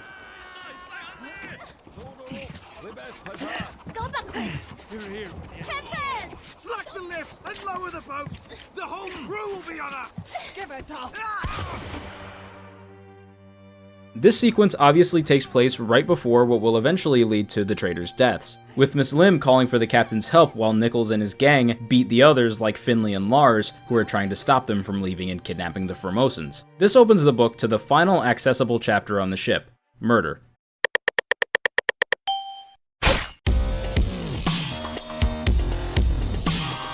The book then asks you to solve the death of the man being shot here, and it isn't really possible to know him, unless you've picked up on a huge clue way earlier in the game, and I can tell you, once you've identified this man, it feels super rewarding. Moving away from the confrontation in this part, you can see a body that should look pretty familiar at this point, and scanning it will lead you to one of my favorite memories in the game. Hokseng Lao, you have been found guilty by self-confession of the murder of Nunzio Pasquale. Quiet. As captain of this ship, and by the authority of the East India Company, and thus the Crown of England, I sentence you to death by firing line. Mr. Wolf, when you are ready. Right, sir. Ready, men. Aim. Fire. The inspector is now in the Life at Sea page, and the death you're here to investigate is the execution from the drawing, with most of the crew being in their respective places.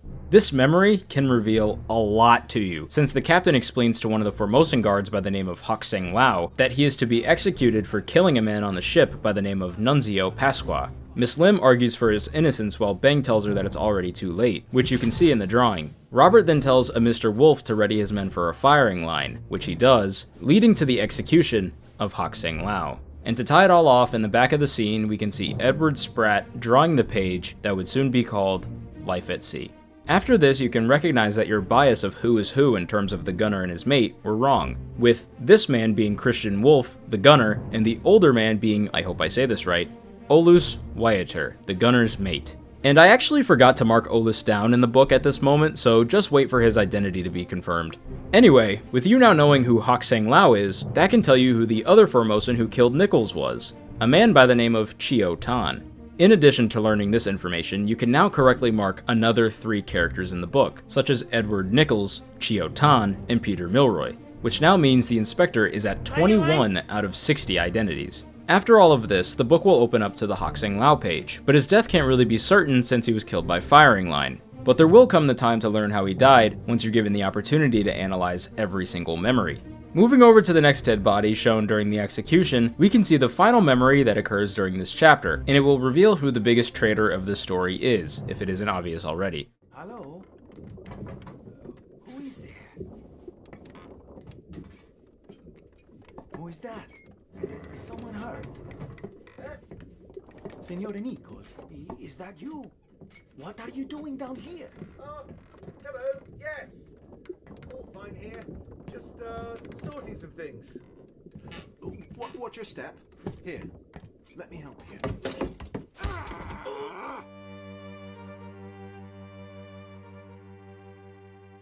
Edward Nichols murdering Nunzio is the catalyst for what causes the domino effect of all the death and destruction.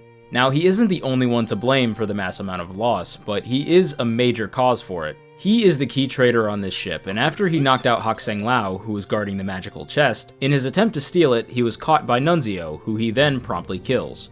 Once the book opens up, you can now view whatever page you'd like, and you can even revisit any memory that you'd like, because now there are no new pieces of evidence to find on the ship itself. So closing out of Nunzio's death will cause the boatman to finally say something to you after about 6 hours of confusion. Oi!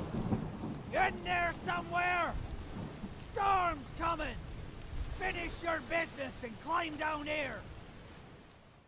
This moment between the inspector and boatman is meant to happen in everyone's playthroughs, since it's basically the indicator that you get whenever you finish viewing the last memory on the ship. So it's just a way of saying that this is now the last chance you have to solve anyone else before you have to leave. Which means you really have to use your brain power if you want to solve the remaining 39 people in the crew. Starting with some easier characters, let's look at this group of men who have always been shown together even as they've died. Solomon Saeed was a seaman from India who died of sickness, and his relationship and closeness with the other three men here can make their identities pretty clear. Going back to Chapter 1, Loose Cargo, we can see these men doing seaman-like activities, helping around with cargo. So really, it's just a matter of guessing, like this character for instance. I could only really tell that he was a seaman, so I just kept changing his name around until I stopped on Hamadou Diam from Sierra Leone. And if you continue to make more guesses, like marking this man who would later die of sickness as Renfred Rajub, and this other man who would later die of broken neck as William Wasim, you'll be led to another 3 identities confirmed.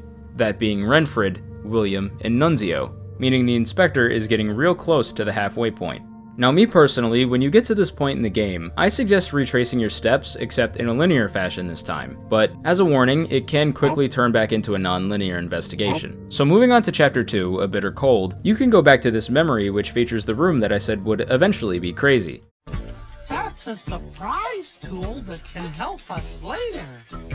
Viewing this room after everything you've seen will definitely provide some new perspective. Plus, it will allow you to pick up a lot of new information about these characters' identities, which you may have overlooked when first witnessing these events. Like these number tags that can be located at the end of everyone's hammocks. And let me tell you, when I noticed this, it felt like an information bomb went off in my head. 58? What does 58 mean? 55. Wait.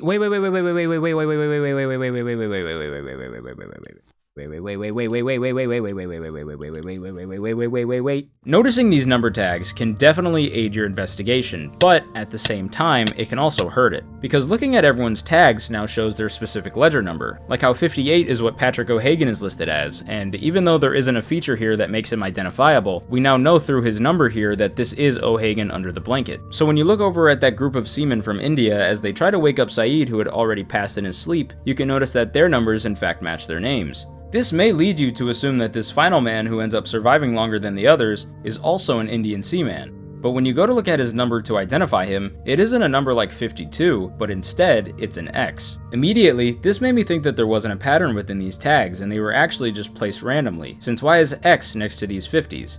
It briefly made me assume that this man was now the 10th person in the ledger, also known as Winston Smith, which by now we know is wrong, even if not completely. But seeing as X means 10 in Roman numerals, you could see where I was coming from. But that's what happens when you start to overthink the details. What I truly think X stands for after completing the game is simply just extra, meaning the ship had a surplus of seamen on it.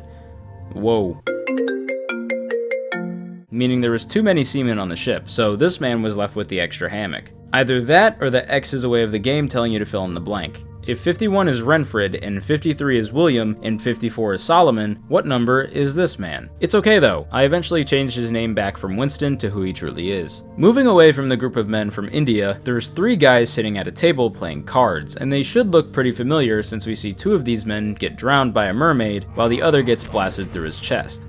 Looking at their numbers on the 3 hammocks near them will show us that they are numbers 47, 45, and 46, or what you can now make out as the Russian group of friends on the ship, with 2 of the men being seamen and the other being a topman. And although you now know that these 3 are Alexei, Leonid, and Alarcus, nothing can be confirmed about them until we see the next 3 identities, except for the fact that one of these men carries a bag and a pipe which can help you solve him. But with there being no further evidence in the memory to show, you'll either have to guess them all or continue to look for more info from the other chapters. So now that the Russians have been figured out, you can go over to someone else, like this man whose arm is purposefully placed outside of his blanket to show us that they have a tattoo of a woman on their arm. This is something you cannot look past, because when it comes to this character, it is literally the only piece of evidence that you can use to identify them. Although I guess that isn't completely true, since with what you've learned about the number tags, his number can tell the inspector that he's number 37, or a top man by the name of Timothy Butemint. But until you see his death and face again, you can't say who Timothy with the tattoo is. And no, the guy covered in tattoos is not him. The next person you may be able to identify is number 36, or Omid Gul from Persia, because throughout the game we have seen this character who both wields a scimitar and wears a turban, which leads me to think that he may be the man from Persia, especially when both of these items have been associated with Middle Eastern history and culture. So we probably could say that this man is Omid, but what happened to him is still a mystery. Moving away from a bitter cold onto murder, Hoksang Lao's death is a little tricky to solve, at least on the surface. At first you may want to say he was killed by Captain Robert, since he was the one who orchestrated all of this, but then on the other hand you may want to say that it was Christian Wolf, since he is the gunner who tells the group of men to fire. Returning to his death and looking a little deeper into things will reveal who the true killer of Hoksang Lao was. It wasn't Robert, and it wasn't Christian, and it wasn't the firing line as a whole, it was Henry Brennan. And you can tell it was him since he's the only person to have a bullet make contact with Hoksang Lao's body. Writing this into the book could then give you another 3 identities, like Hoksang Lao, Alarcus, and surprisingly, Hamadou. Going back to the gun deck for the last memory featured in this chapter will show us once again the murder and mutiny that took place thanks to Nichols and his crew. But this is where, if you look really closely at this man, you should be able to solve him instantly. Because, if you think back to the room with all of the people sleeping in their hammocks, number 37 had his arm sticking out with the exact same tattoo as this man being shot, which means that Timothy with the tattoo has now been found, and in his final moments, he was killed by Nichols. And speaking of Edward Nichols, the next chapter to look over is chapter 4, The Calling. But don't forget, this chapter can be looked at in pretty much whatever order, so you may end up having to look at these parts a few times. Anyways, the first character that may stick out to you is this man with a pipe in his mouth who watches as O'Hagan gets speared, and if you think back to not that long ago when the numbers of the Russian men were discovered, you'll remember that number 47 had a bag and a pipe on his hammock.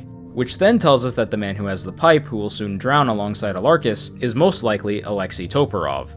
Now, I hate to do this, but I'm not gonna say who the remaining 2 men are in this chapter, since one of them can be discovered pretty much whenever, through guessing, and the other one was one of the final people I discovered when I first played the game. And like I said at the beginning of the video, this video will be structured around the sequence of events that I saw in my first playthrough. So, switching over to Chapter 5, Unholy Captives, you can start to establish some more identities, like Olus Wyatter, who I decided to finally write into the book, and upon me doing that, boom, Olus Wyatter, Timothy Butemint, and Alexei Toporov's identities have been solved, and there were actually some achievements to go with that, showing that the inspector has now made it to the halfway point in the identities. This leads us to the next chapter, which is of course, Chapter 6, Soldiers of the Sea. Going up to the top deck to investigate the man who gets struck by lightning will bring you back to the memory that takes place right before the Crab Riders invade, where it shows many men working on the rigging during a storm, and by now, memories like this, featuring characters like these, should make more sense, especially if your understanding of the roles in the crew have grown. It's clear that all of these men are topmen since they are working on the rigging, which means that these men have to be Omid Gul, Huang Li, Ji Shang, Li Hong, Wei Li, Nicholas Botterill, Maba, Lewis Walker, or Leonid Volkov. And would it surprise you if most of the men I just listed, except for one, are featured in this memory, even though they are scattered all over the scene? Characters like Omid Gul and Nicholas Botterill have already been discovered by now, which leaves you with 4 men from China, one man from New Guinea, and one man from England. The first person you may put together is Maba, since by this point, you know the man covered in tattoos isn't Charles Minor anymore. And when you take into account that he's a topman who's covered in what you could call New Guinean tribal tattoos, it's clear that this man who would go on to fight against the Kraken and then get ripped in half was Maba the whole time.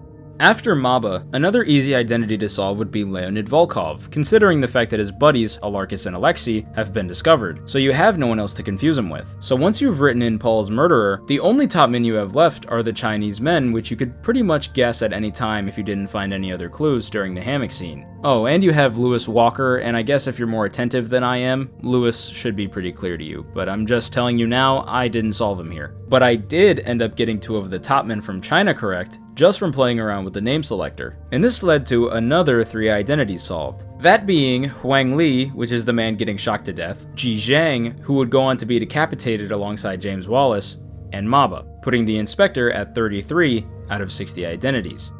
Now by this point, with there being more people solved than not, I ditched the linear retelling of the game in favor of simply pinpointing the people's identities through their occupation, starting with the purser, Duncan McKay. This character honestly isn't hard if you pick up the minor details over time, like I did. Hint, hint.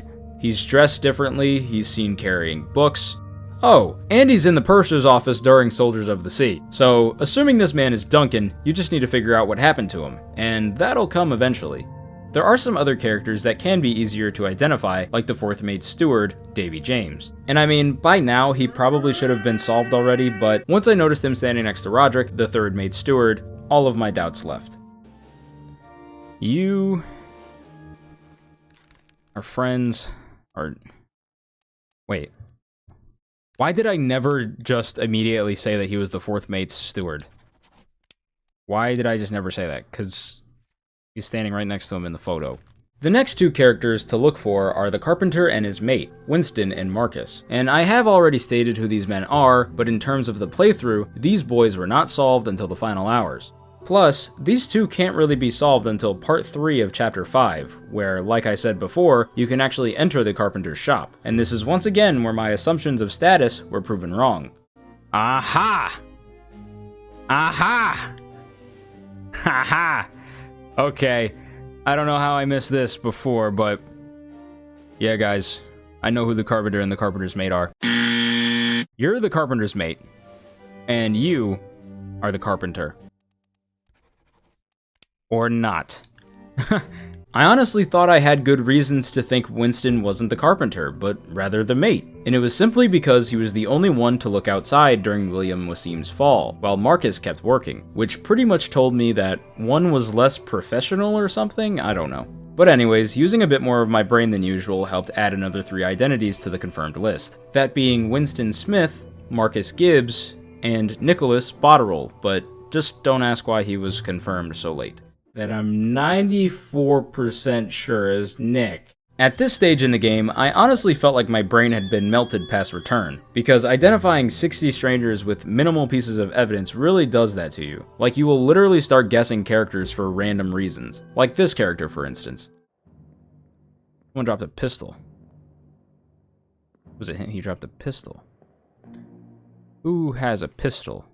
So I think he's probably a midshipman. Maybe not.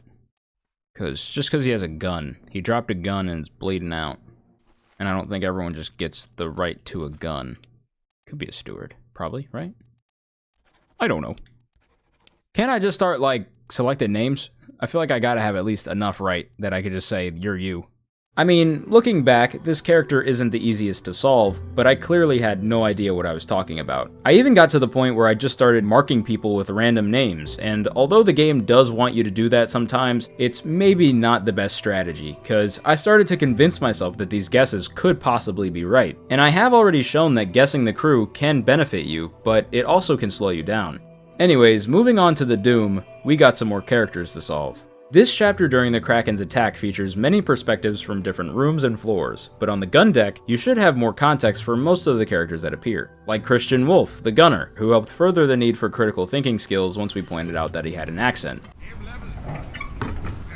We know his name now, but the person who killed him? The man who was marked by an X on his sleeping bag? The final survivor in the group of Indian seamen? This man, who is he? Abraham Akbar. It's a trap! I'm not gonna dance around it. That's who he is. It's obvious when you treat his X as a means to fill in the blank when his friends are 51, 53, and 54. He's 52, Abraham Akbar. So, writing that Christian died because of Abraham, you can solve 3 characters like Li Hong, Christian Wolf, and Paul Moss. After this part in the chapter, I suggest going back to the top deck to look at Robert's wife, Abigail, so you can re-examine the final entry where the big introduction to the Kraken takes place, where there are a lot of characters and details that may have been neglected. Can't exactly go upstairs, can I? Oh, who's that? This character is Finley Dalton, who we last identified as the helmsman of the ship, and thankfully for us, not him, we have now seen how his life ended, with him most likely being torn apart. After Finley comes the other 6 men who disappeared during this chapter, as they are currently lost media. Characters like Omid Ghul have already been determined, and we know he goes missing after falling off the ship, so coming to the conclusion that he probably drowned, that'll actually give you another 3 identities. Finley Dalton, Omid Ghul, and a character that caused way more confusion than he should have, Abraham Akbar. Looking around a little bit more, you'll see one of the Chinese topmen being dragged away too, and since the others have been identified, you can write him in as Wei Li and keep it moving.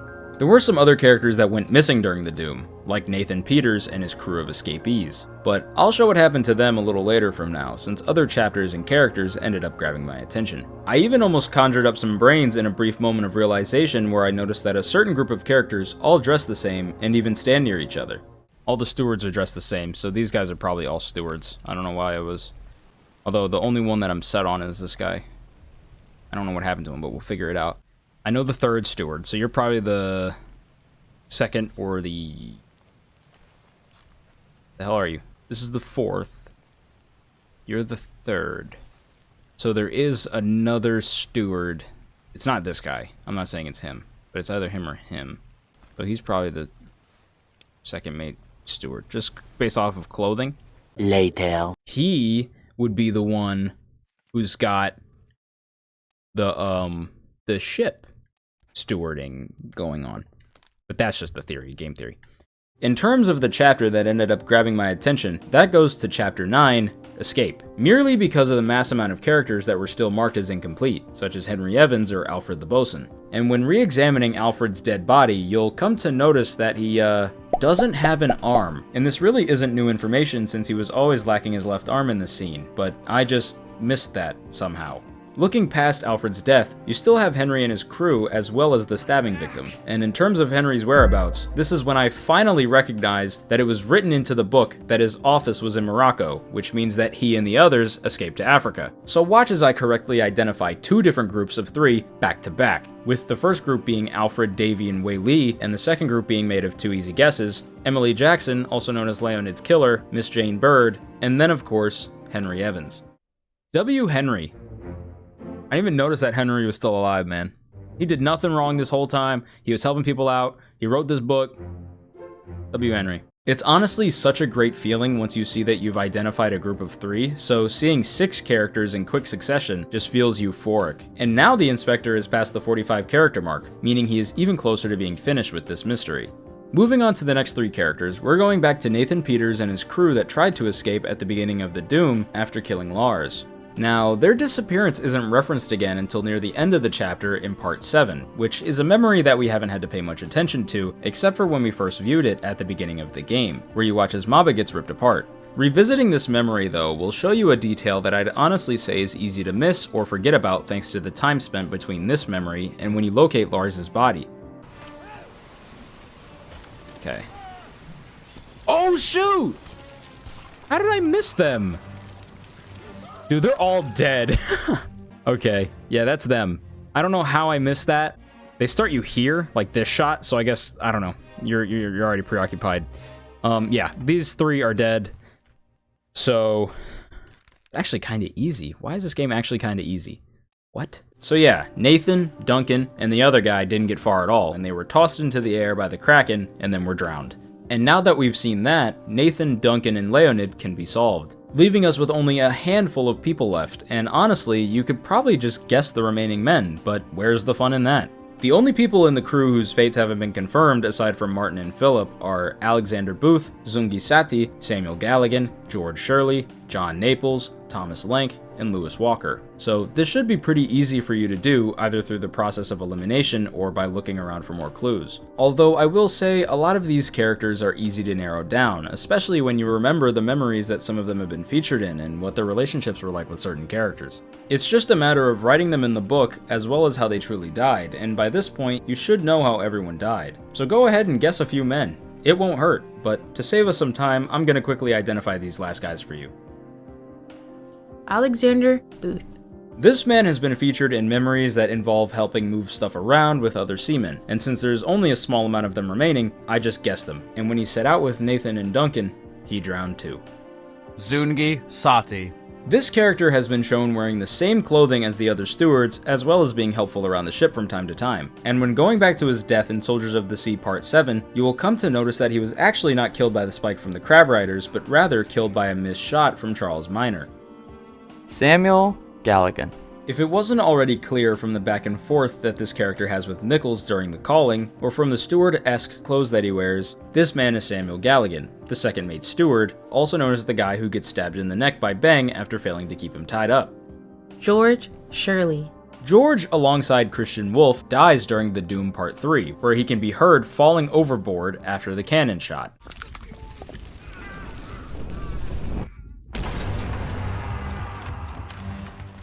This death honestly confused me for a while, and I wouldn't be surprised if it confused others too, and I hate to say it, but it feels like one of the game's inconsistencies, since every other character that you see being thrown overboard is marked as missing, except for George.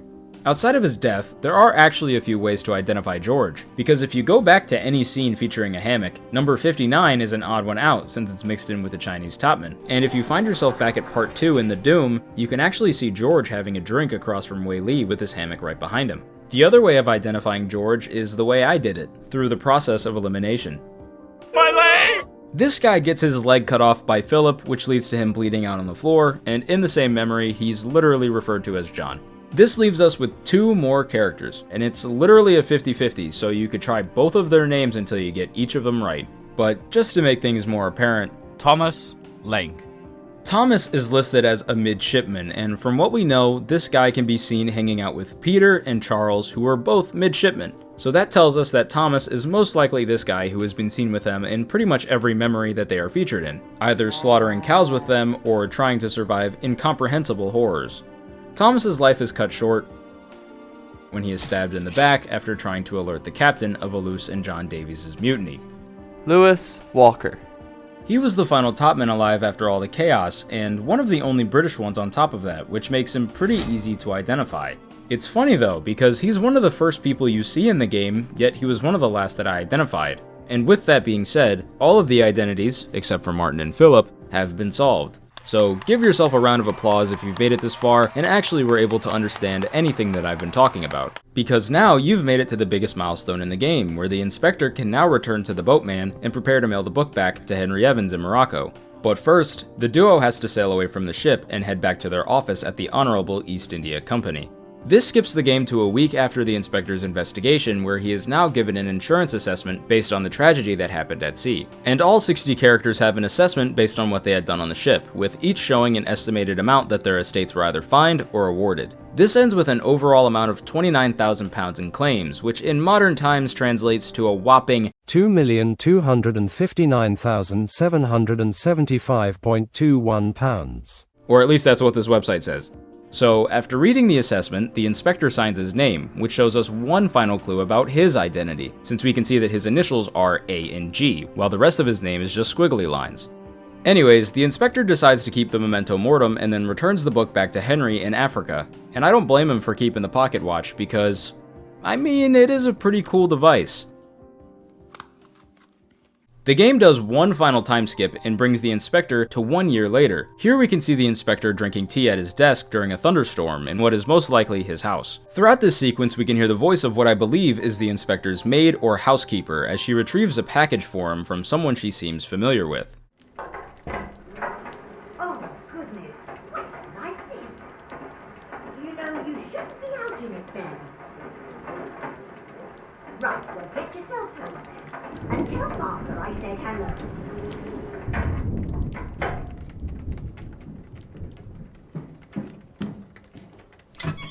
Can you believe it? A package at this hour? Oh, the thing smells just dreadful. Better you don't open it inside. I'll be turning in now. Tea's in the kitchen if you need more. Having this giant package on the desk, you'll obviously want to open it. So in doing so, the first thing you'll look at is a letter from surprisingly not Henry Evans, but rather Miss Jane Bird. She tells the inspector the unfortunate news that Henry had passed away, succumbing to whatever illness he claimed he had when he had first given us the book and the pocket watch. Luckily for the inspector, Henry was able to live long enough to see his work, with Miss Jane Bird adding on that he was pleased with what he had done and wished for his gratitude to be expressed by returning the book to the inspector with hopes that he could finish it, which was something we knew could happen since it was slightly promised through the inaccessible chapter titled Bargain. Miss Jane Bird then says that she and the other remaining survivors of the Obra Dinn, Davy James and Emily Jackson, want to forget the distant memory that was their time on the ship, so she closes the letter by telling the inspector to not write back. So once you finish reading the letter, you are given access to 2 other items, with one being the book that you should be very familiar with by now, and the other being a mysterious item wrapped in a cloth. And when you decide to open the wrapping, that's when you see this. Is it a monkey's paw? Dude, was that why he had a monkey? Because I know Monkey Paw, like the story. Wait a minute. The Monkey's Paw is a short story written by W.W. Jacobs, where a family by the name of the Whites are visited by a friend of theirs who gives them a supernatural artifact. They are then told the power of the Monkey's Paw, learning that the paw has the power to grant 3 wishes, and with each wish a finger will be curled. And as per usual with stories like this, the wishes pay a heavy price due to fate needing balance. The Whites decide to keep the paw, and their son Herbert helps make the first wish, with it being based around the 200 pounds that they need for their mortgage. The next day, Herbert would die in a work-related accident, and the company he had worked for would decide to compensate the family with the 200 pounds that they needed, showing that the paw was indeed a malevolent force. And even though they now know that the paw is dangerous and of dark power, the next wish that the family makes is to bring their son back to life. Later that night, while the Whites are at home, they start to hear a knock at the door. Mrs. White rushes to open the door, hoping that her son will be standing there alive and well, but Mr. White becomes horrified by the idea of a mangled and decomposed Herbert being there instead. So with one final wish, Mr. White asks to undo his previous request, and when Mrs. White opens the door, no one is there. Now I know that seems like a random bit of context for a monkey's severed hand, but I tell you this story because the monkey's paw has now become a symbol within media and other pieces of fiction ever since the story's creation. And although the monkey's paw scene here isn't the exact same one from the famous horror story, it does hold similar values that can carry over to Return of the Obra Dinn. The paw can mean many things, but not really anything good, because the monkey's paw can be seen as a symbol of greed, desire, regret, or loss. And when specifically looking at our character, the inspector, he has been doing nothing but searching through a story filled with loss and greed, even while carrying our 10-hour-long desire of seeking knowledge. And clearly, he still desires knowledge, at least if he decides to investigate this monkey's paw 1 year after solving everyone else. I also find it a little interesting that the fingers are curled, which normally would mean that 3 wishes had been granted, but obviously that would be a reach within this game's context, although if there were wishes made, I would be interested in hearing what you guys think the wishes could have been. But putting the monkey paw aside, the inspector now has the power to fill in any remaining gaps within the mystery, and he can do so by starting the final chapter in the game, also known as Chapter 8, Bargain. Dormammu, I've come to bargain. This chapter is short and sweet and takes place entirely in the lazarette. It also reveals many more elements of the plot to the player, including how this monkey's paw came to be. There you are. Collect your things. Where's the key? To that door. Gone. Damn. There's no time. We need to go. Right. Here you go. What are you up to? Nothing good.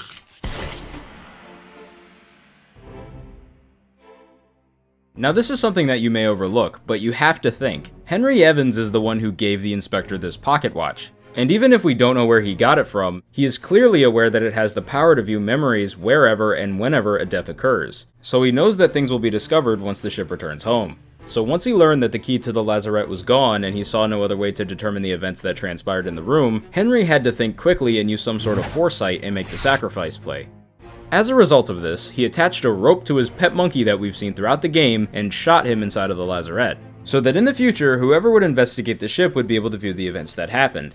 Henry entrusted the inspector to solve most of the murders on the ship, but he also needed further evidence of his skills before deciding to let him see the remaining parts of the story, which doesn't just quench the inspector's desire for knowledge, but also includes the current whereabouts of the very powerful Formosan chest, which I'd imagine he wouldn't feel safe just revealing to anybody. Walking around the rest of the tiny lazarette will show you the body of Martin and the body of Philip, who both would die for very different reasons. But we'll get to that eventually, since this is another chapter that's told in reverse. And as per usual with these chapters, once you're done looking at the memory, the book opens to the introductory page and shows you a cool little drawing of the monkey's paw.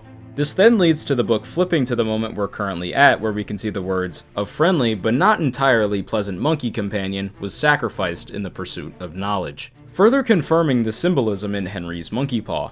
So this little guy that you barely pay attention to ended up being a vital piece of the puzzle. Once you're back in the memory, you only have 2 visible bodies in the room to scan for, and since this chapter is being told in reverse, the game chooses Martin for you. This then starts probably one of the most important pieces of dialogue shared between characters in the game.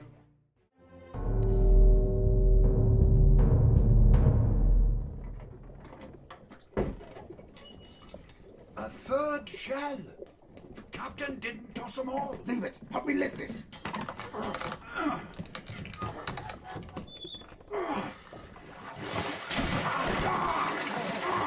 Stop! Why? Well, set you free. Give it the shell. Here. Do it. Hoist it out.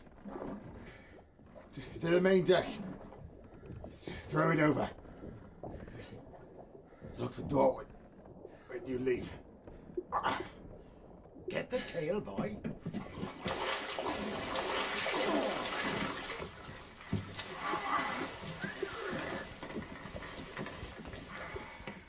In return, the ship. The Obra Dinn. See it home. No, don't pull. No. Ah! Damn. Why did it have to end like that, man? Martin is honestly one of the best characters in this game, and I know it's pretty much impossible to get attached to anyone featured in Return of the Obra Dinn, but in almost every scene that Martin is featured in, he's trying to either help someone or fight for the ship's safety. Which is why when you see the insurance assessment, his estate was awarded the most out of anyone else on the ship. And with this being one of the most important deaths in the game, I find it necessary to break it down. In this scene, we can hear a back and forth between Paul, the first mate steward, and Martin, the third mate, which kind of shows that the escape crew was already one person short by the time we see Paul getting murdered by Leonid. Anyway, Paul makes mention of a third shell, saying that the captain didn't toss them all. This is not important to Martin, so he refocuses Paul on helping him free the mermaid that's being held in captivity. There's a bit of a miscommunication though, since out of fear, the mermaid reacts to the men opening her container and fires her spikes from her tail, which is something we've seen them do before. This leads to Martin being mortally injured before he can even tell the mermaid his intentions. As Martin slowly bleeds out from his wounds, he orders the stewards, Paul and Davy, to give the mermaid her shell back and make sure that she is freed. He then orders them to lock the door once they've left, and I imagine he said this because he didn't want anyone else to come in contact or witness the very powerful Formosan chest. So instead of being saved or dying elsewhere, he'd rather be locked away with it forever.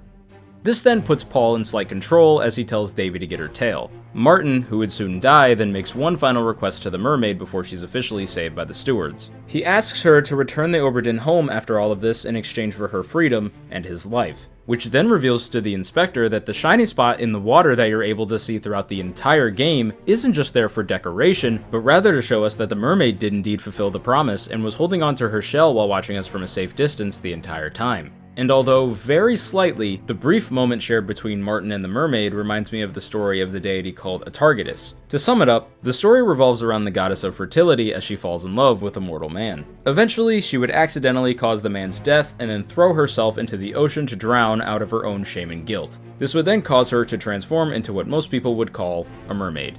So now that you've gained a brief understanding of the myth, I think the reason the mermaid fulfilled Martin's wishes was because of her own shame and guilt, especially when Martin was the only person to give her freedom and kindness. Regardless, the book opens up to Martin's page, and since you know what happened next, you can fill the information in quickly and then move on to the next body. Which actually isn't Philip, but rather a dead mermaid, so I may have lied a little bit about how many people are actually dead in here. I'll kill every last one of you monsters. Withdraw the Kraken, or I will kill you all!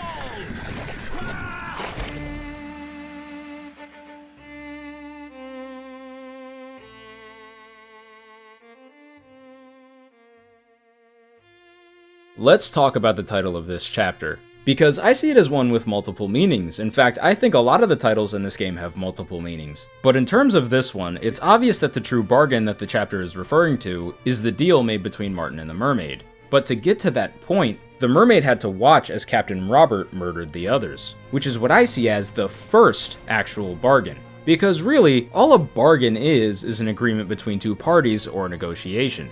And Robert tells them that if they don't call off the Kraken, he will kill all of them, which is, in a way, a bargain, albeit a bad one.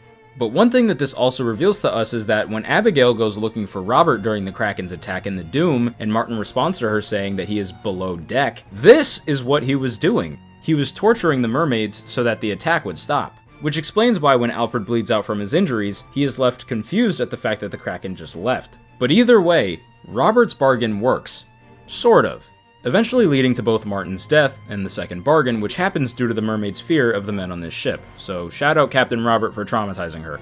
The next memory isn't really anything different, since it just shows Robert shooting the first mermaid instead of stabbing her like he does to the second one. But having access to this sequence allows the inspector to scan the final person in the room, that being the captain's locked up steward, Philip.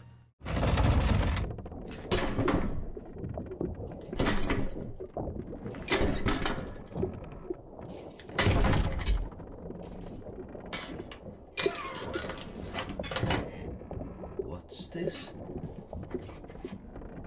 Quicksilver.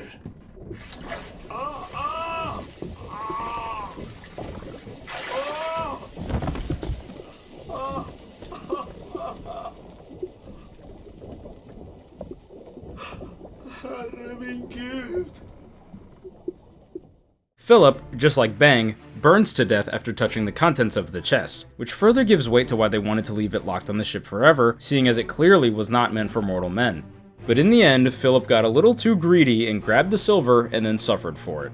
And solving his death leads to both Martin and Philip being completely identified, meaning the story can now end with the inspector having solved 60 out of the 60 disappearances and deaths.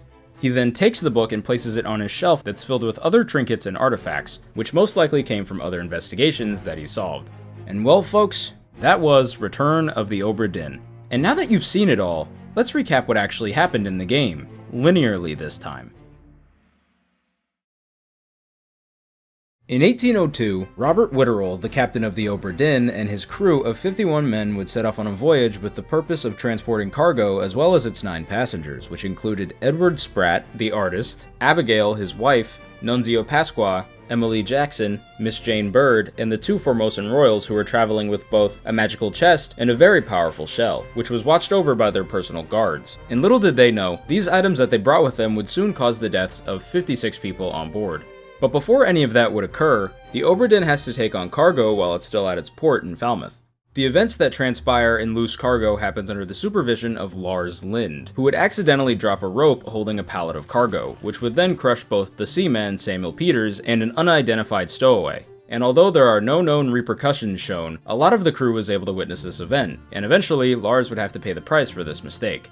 Skipping forward to A Bitter Cold, the events here take place when a lot of the crew are still sleeping, but there are a few witnesses, like the 3 Russian men Alarkis, Leonid, and Alexei, who are playing cards, or the Formosans Itbangsia and his guard Chiotan, who watch as one of the Indian seamen by the name of Solomon Said is pronounced dead in his sleep after his friends Abraham and William check on him. This then leads to the passing of Renfrid Rajub, who would also succumb to the same illness that Solomon had, which then leads Henry Evans, the surgeon of the ship, to tell the 3rd mate, Martin, that they must have picked it up at the Lasker House, which is normally a boarding home or barracks for Indian seamen, which I actually didn't know till just now. Here you can also see the familiar box that houses the memento mortem sitting right next to Henry, which is pretty cool. On the other side of this memory, while William and Abraham carry the bodies of Solomon and Renford away, the three midshipmen Thomas Lank, Peter Milroy, and Charles Hirschdick help Emil, the ship's butcher, slaughter a cow, with Charles puking over the gated area. Not long after this, someone that you'd think Robert could trust would soon seal everyone's fates by the crimes he commits in murder.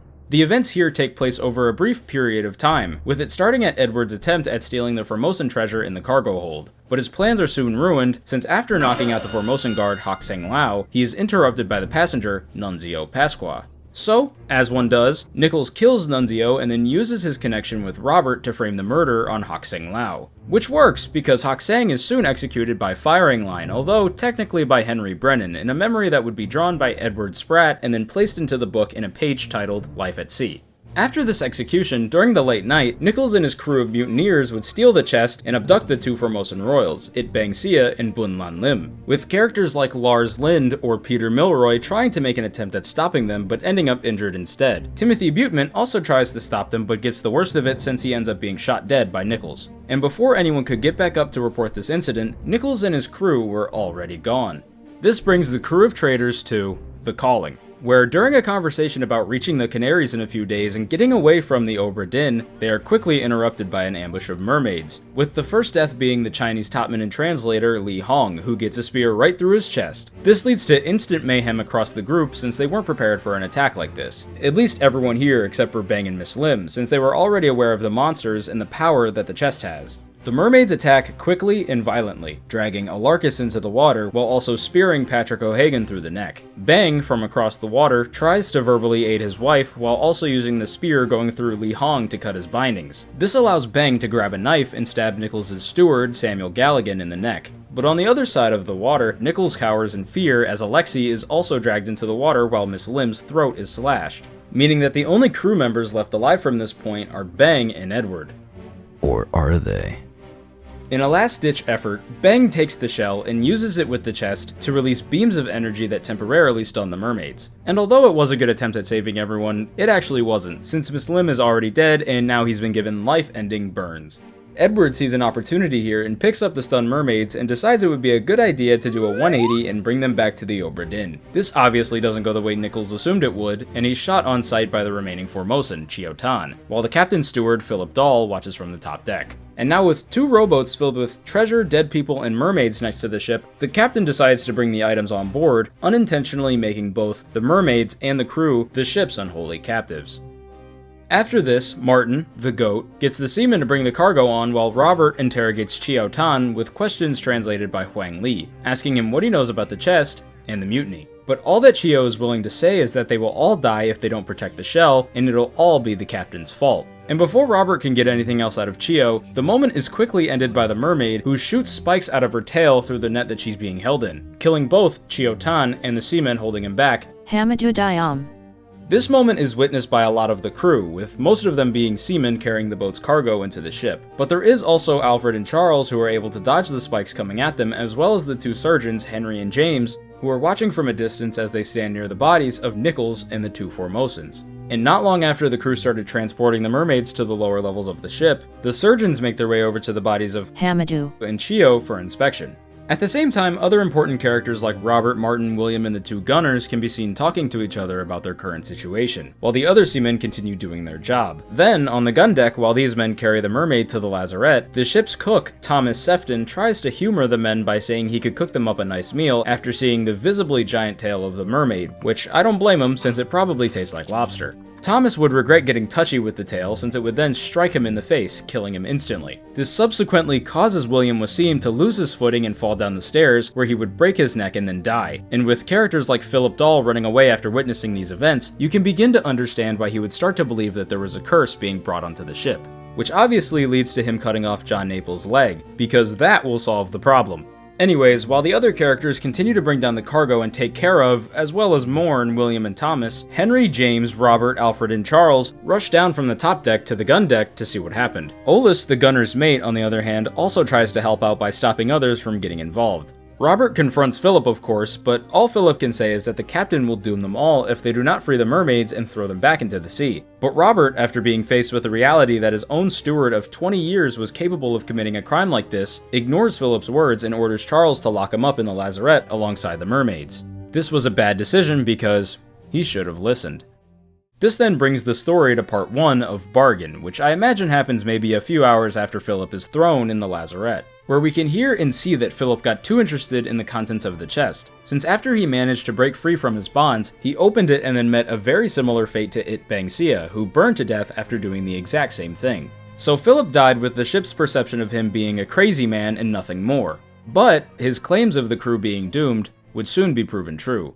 After all of the tragedy, the ship was meant to turn around and head back to England, but this is halted when a very dangerous thunderstorm begins. Leonid Volkov orders the other topmen to work on the sails, and in the process of trying to join the others, Huang Li, another topman, is struck by lightning and killed in an instant. And although this is a tragic moment for the characters, the next few minutes would become hell on the ocean for them, because as the men work, the mermaids' own soldiers of the sea that are the crab riders begin to invade the Obra Dinn. This causes Nick, one of the topmen who is hanging on the rigging, to become the first of many victims of the crab riders, but with his and Huang Li's deaths, everyone else was able to quickly lock in and prepare for the attack.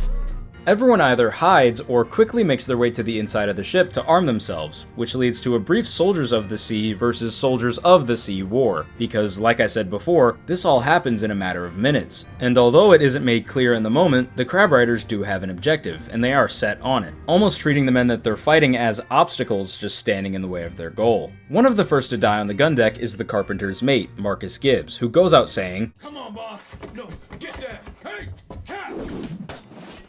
Now I commend him for his efforts, but his axe throw failed and he got skewered anyway. This also leads to his boss, Winston Smith, being spiked since he was standing very close during the attack, which is very brave since Nathan can be seen hiding behind the wall instead. Other characters like Lars can be seen laying on the ground while John Davies prepares to defend his steward, Davy James, in the kitchen. As the crabs continue to make their way to the lower decks, more and more men become involved in the fight, with Omid Ghoul and the first mate William preparing their weapons for the second crab, while Nathan, who is still hiding behind the wall, brings Winston over and helps him out since he had just been spiked. On the Orlop deck, the first crab that was just on the gun deck spikes Zungi Sati and single-handedly takes on Peter, Thomas, and Emil, while also grabbing the necks of James Wallace and Ji Zhang, which also causes Thomas to fly back and become the reason the gated area is broken in the present. With Emil's orders, Charles quickly throws a lantern onto the crab, lighting it ablaze. But this also takes Charles and Emil's life in the process, as Charles is pinned onto the crab and burns to death alongside it, while Emil is then spiked into the wall. It only took about 6 lives, but now 1 out of the 2 crab riders have been dealt with. So as some of the characters try to get away to safety, the others, including an injured Winston, ready themselves for more. Which sucks for Zungi since he almost got away with just the spike wound, but Charles shoots him through the wall once the second crab rider finally makes it to the Orlop deck, which is where the characters, including Captain Robert, who can be briefly seen dual-wielding swords, now learn that they are trying to reach the lazarette. The reason for this being that the mermaids called upon them with their shells for help, and you know what? Let's talk about that. Since forever ago, I had told you to remember both Alarcus and Alexei, specifically in the moments where they were drowned. And the reason that is because I have a theory, and it's actually one that people support this time. But the theory is, the crab riders are actually Alarcus and Alexei. Now let me explain, because in a game as interconnected and detailed as this, it just makes sense, at least to me. So, we know that the Kraken that will soon show up will be called by the mermaids, with the hope that it'll secure their freedom. And this helps show that the mermaids have some sort of connection with other creatures, or at least it shows that the shell is so powerful that it has the ability to control any other creature's thoughts and actions. Now, when it comes to the crab riders, I don't think that changes. I imagine that this was always the Sirens' plan A in terms of getting off the ship, since these are their own 2 soldiers that are powerful enough and skilled enough to make it through a horde of men. And it's important to remember that these creatures are completely fictional and don't exist in real folklore. Again, they were made up by Lucas Pope. So why couldn't the intentionally obscured humanoid-looking creatures be Alarcus or Alexei? I mean, even the crabs and their riders are separate entities. It's also very convenient that they only show up after the 2 Russian men are drowned by the mermaids. So I almost want to treat this like it's a Davy Jones situation, with these 2 doomed sailors deciding to serve for a master rather than facing their deaths at sea. Weight of the water crushing down. Please help me. I'm able to move, and I thought that even the tiniest hope of escaping this fate, I would take it. I would trade anything for it. To me, the idea of that just makes the things in this game feel more connected to both the idea of a curse actually existing in the story, as well as the fact that all of this chaos really could have been avoided had they just freed the mermaids after Nichols' betrayal. And then, as just a final nail in the coffin and a way to bring everything together for this theory, in Atargatis' story, she only becomes a mermaid when she's been drowned in water. So really, think about it. Anyways, after Zungi bleeds out and the crab rider almost reaches the lazarette, Winston decides to be the one to end the madness and goes out like a true American.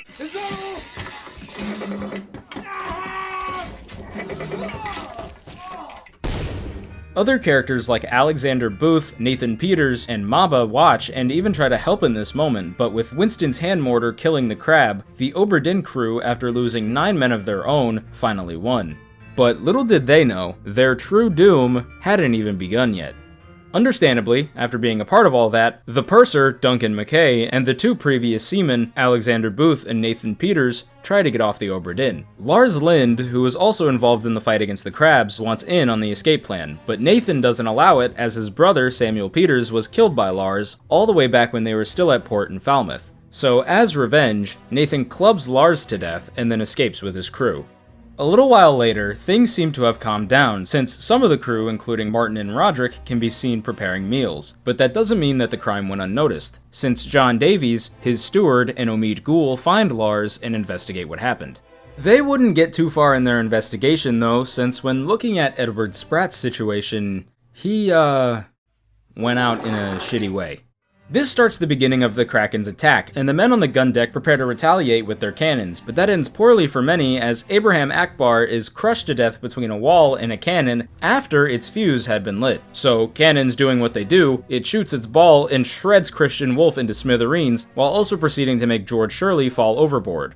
Then, on the other side of the wall, Leonid, Maba, Lewis, and Brennan get thrown back from the blast, but luckily survive.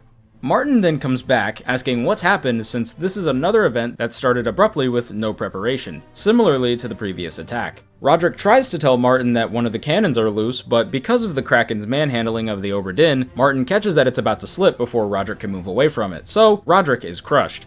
And with the gun deck pretty much demolished in a matter of minutes, most of the men head to the top deck with 2 of the midshipmen, Thomas and Peter, getting there first, where they make their own plan which involves using gunpowder bags against the Kraken. This plan doesn't matter in the end, since the Kraken just picks up Peter, which in turn causes him to go boom. And I don't know if the blast had anything to do with it, but Omid also falls off the rigging and lands in the ocean where he will soon drown. After this, the rest of the men make it to the top deck and begin to hold off the Kraken, with some characters like Martin shooting at it while the others try to puncture it with their spears and swords. This then triggers the Kraken to pick up Maba and rip him into 2 pieces as everyone else watches. Oh, and the 3 escapees can be seen being tossed in the air, most likely due to them not making it very far thanks to the lack of rowers. And with death and despair everywhere, and I mean everywhere, Abigail thought it was a good idea to go looking for her husband, Robert, who Martin says is in the lower deck. So, of course, in a moment like this, with destruction all over the place and people being yanked off the ship or torn apart, rigging falls on Abigail while Martin tries to escort her to Robert. But what was Robert doing on the lower deck again? Oh, that's right, he was massacring the mermaids in an attempt to get the Kraken to leave. Now, Robert was probably already thinking of making a bargain with the mermaids once he arrived to the lazarette, but I'd imagine as soon as he saw the body of his steward pretty much melting on the floor, he got pretty angry. So he shot and stabbed 2 of them and left the 3rd one alive, with the threat that it will die too unless she calls off the Kraken. Which works because the Kraken leaves not long after this. But with a total of 9 more people dead, was any of this even worth it? After the Kraken's attack, some of the remaining people quickly recognize the danger on this ship, so they organize an escape plan. Martin and the 2 remaining stewards, Paul and Davy, get to the lazarette with the purpose of freeing the final mermaid. But, due to her lack of trust in this crew, she spikes Martin before he can make his intentions known. Martin then orders the stewards to give her the shell that rightfully belongs to her, as well as her freedom. And then, in a selfless act, Martin asks that they lock the door once they leave so that both he and the Formosan chest can be hidden from the rest of the world forever. But before the men leave Martin and free the mermaid, he uses his dying words to make a bargain, where in return for her freedom, the mermaid has to make sure that the Obra Dinn makes it back to Falmouth. Later, Henry Evans and his crew, consisting of Paul, Davy, Emily, and Jane, prepare to escape the ship. But first, Henry, the current owner of the Memento Mortem, decides that it'll be for the best that whoever ends up investigating the ship knows what happened in the lazarette too, whether it be him or an inspector. But with no key in hand, Henry has to make the choice to sacrifice his pet monkey by attaching him to a rope and then shooting him while he's inside the lazarette, since he knows that one day an inspector like AG may be able to unravel all of the secrets in the Obra Dinn's voyage. After this, Henry would stow his monkey, or at least his monkey's hand, away, and then take the rest of the crew with him to the top deck for their upcoming trip to Africa. But while that's happening, Robert and William head up to the top deck, while Olus and John Davies sit down with the now one-armed bosun Alfred Klestiel, and they have a conversation about the Kraken's attack, with Thomas Lank listening in from afar. When Robert and William make it to the top deck, they witness as Henry and his crew try to take the final lifeboat out of there. This angers the Russian topman Leonid, and he attempts to stop them, which alerts Henry Brennan and Lewis Walker. Robert, for some reason, then yells at Leonid to let them go, maybe assuming that the Kraken would kill them as karma for leaving, or because he just didn't care anymore. Either way, this doesn't work, as Paul decides to stay behind and fight Leonid, which gives the others more time to lower themselves into the water. This gets Paul killed, and the only thing that the others can do is watch. Although not completely, as Emily Jackson would soon grab the legendary pump and blast a crater into Leonid's chest. Going back to the gun deck after Alfred passes away, Olus and John have a conversation about how Captain Robert cannot be trusted and how they need to make a plan to take over the ship and change its course. This alerts Thomas, who had been listening in, so he yells, "Mutiny! Mutiny!" This makes Olus chase Thomas down with a knife, and we know how that goes, since Thomas will soon be seen crawling away with a knife in his back. This causes John to try and stop Olus by fighting over his gun, but instead this leads to John accidentally shooting him in the face.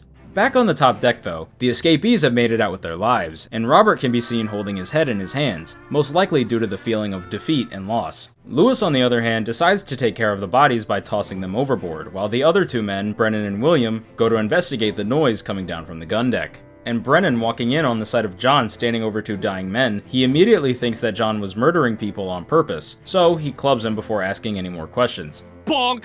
William rushes down the stairs and avoids Brennan, deciding to go over to Thomas instead, which leads to Thomas begging William to stay with him as he bleeds out. And with his final words to William, he begs him to tell Peter's mother that he tried his best to save him before the explosion.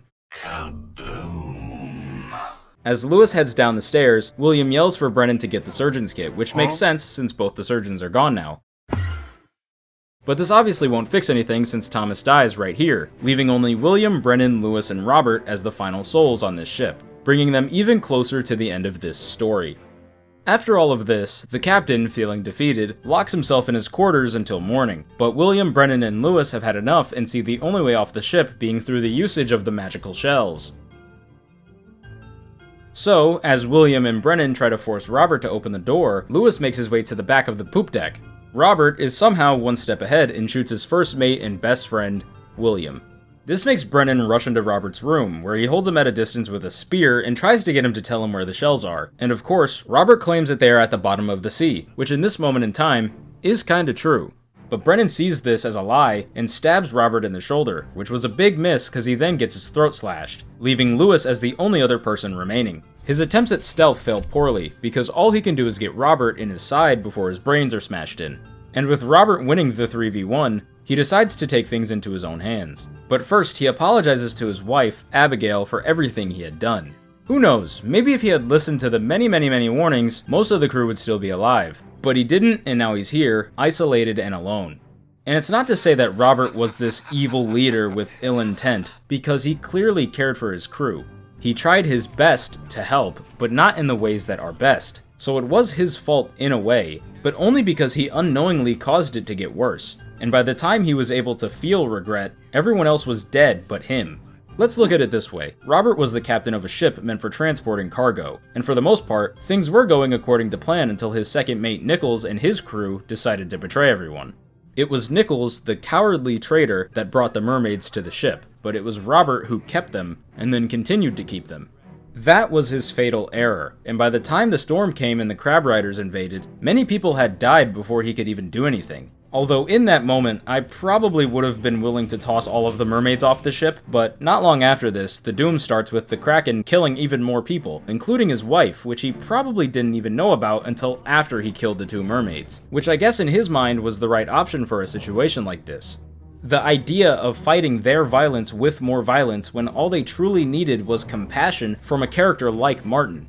And then, by the time all of the tragedy is over, people no longer trust him and want out, and he simply just doesn't care anymore. So of course when his closest friends come to attack him, with the shared belief that he carries something that he truly doesn't, he defends himself. But even that was pointless, as now, with the few minutes he has left, he has to die with the regret of killing his wife's brother, who also happened to be his friend. Even his estate is forfeited to the crown. Literally no one likes him. And following his sewer slide, the ship is officially lost at sea until about 5 years later, when the East India Company is alerted of its return home, which then brings the inspector into the mix, as he was also given a gift from a sick Henry Evans, which must have been sent sometime within that period. Either way, the inspector and his boatman arrive at the ship in Falmouth for an insurance assessment, where throughout the entire investigation, they are watched from a distance by the mermaid that Martin freed. This then starts the investigation, which proceeds the exact same way that you saw it in this video.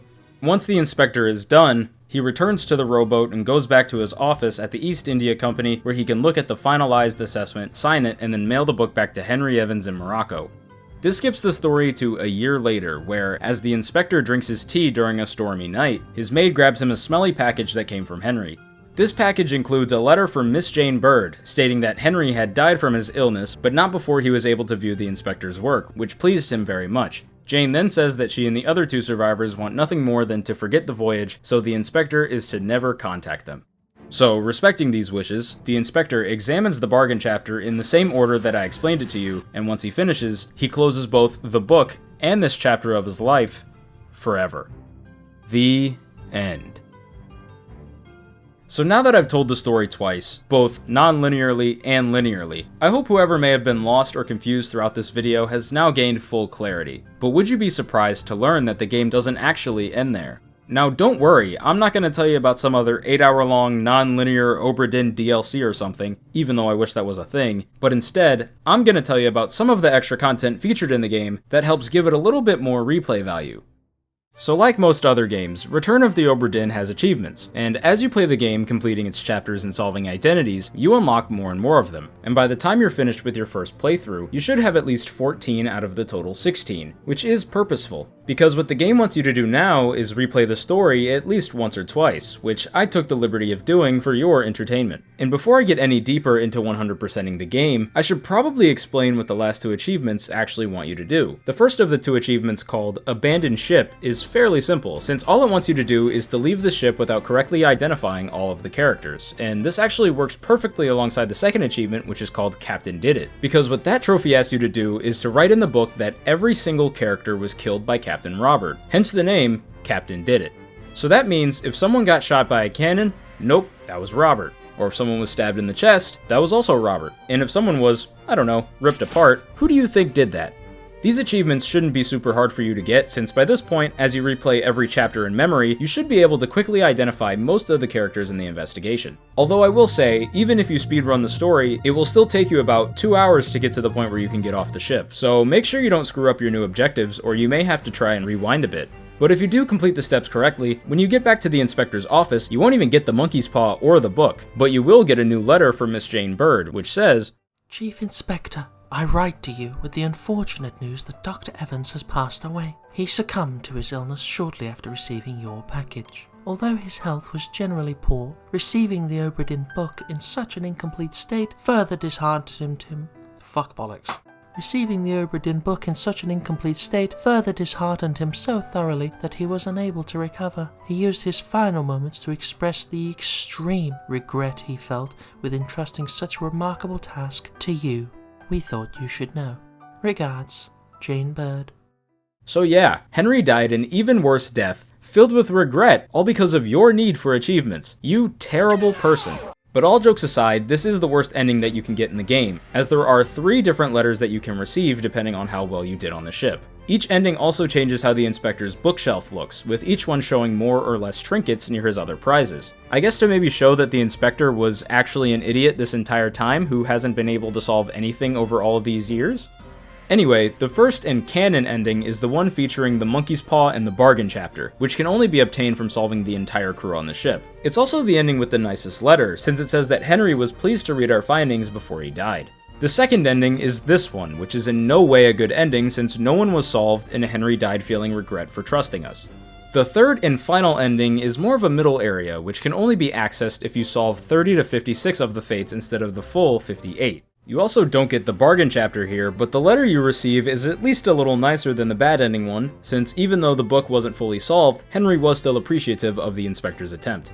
But in the end, one thing stays consistent. Jane and the others do not want to be contacted. And that's really it in terms of replay value. I mean, unless if you want to do a third playthrough using one of the different visual settings. Those are cool too, I guess, but I kinda find them harder to look at than the normal Macintosh style. But use whatever suits you. Now that was Return of the Obra Dinn. It's a game that I think anyone could play, at least if you're on PC or happen to find it on sale, cause those online prices are absolutely insane. And even if you watch this entire video, it's definitely worth your time, cause who knows, you may pick up on some things that I or other people didn't. And once you finish the game or move on from it, go check out some of Lucas Pope's other projects, like his most popular game, Papers, Please, or his newest title, Mars After Midnight, which honestly may be a little harder to play since it was only released on this little handheld console called a Playdate, but definitely go check out Papers, Please, you won't regret it. Also, before anyone has the chance to correct me in the comments, Mars After Midnight is no longer his most recent title, as he has dropped another game while I was in the process of making this video. It's a free-to-play browser-based game titled Moida Mansion, which I believe is trying to mimic how LCD games used to look, and in it, you play as a kid who has to rescue his group of friends called the Adventure Club from a monster inside of the mansion. So yeah, check this game out too, especially since it's free. And if for some reason you couldn't get enough of the Obra Dinn experience and are wanting for more, there is some other media that I'd recommend looking at which could help scratch that itch. Like The Lighthouse, or The Last Voyage of the Demeter, or even just the Pirates of the Caribbean franchise. I've also heard that this show called The Terror has some similar qualities, but I'm not too sure since I haven't watched it. But with that being said, I hope you enjoyed this yap fest of me talking about the very convoluted and beautifully unique game that is Return of the Obra Dinn. If you liked the video, please like it and share it, and even talk about your favorite crew members or chapters down below in the comments, because I'd love to hear more people's opinions about the game. Oh, and subscribe to the channel, of course, because that really goes a long way. And if you're feeling even more generous, I actually have my own members page now, and becoming a member will help me out greatly, because, surprisingly, these videos take a lot of time and actually cost money. And you becoming a member for as low as 99 cents a month will both help me financially, while also giving yourself some more benefits on the channel and my Discord server, which you should join if you haven't. If you want to learn more about becoming a member and its perks, you can watch this video here or click the join section on my channel. Anyways, I'm gonna end the video now, so thank you for watching, and here's a random tier list of all the characters in the game, and I'll see y'all in whatever I make next.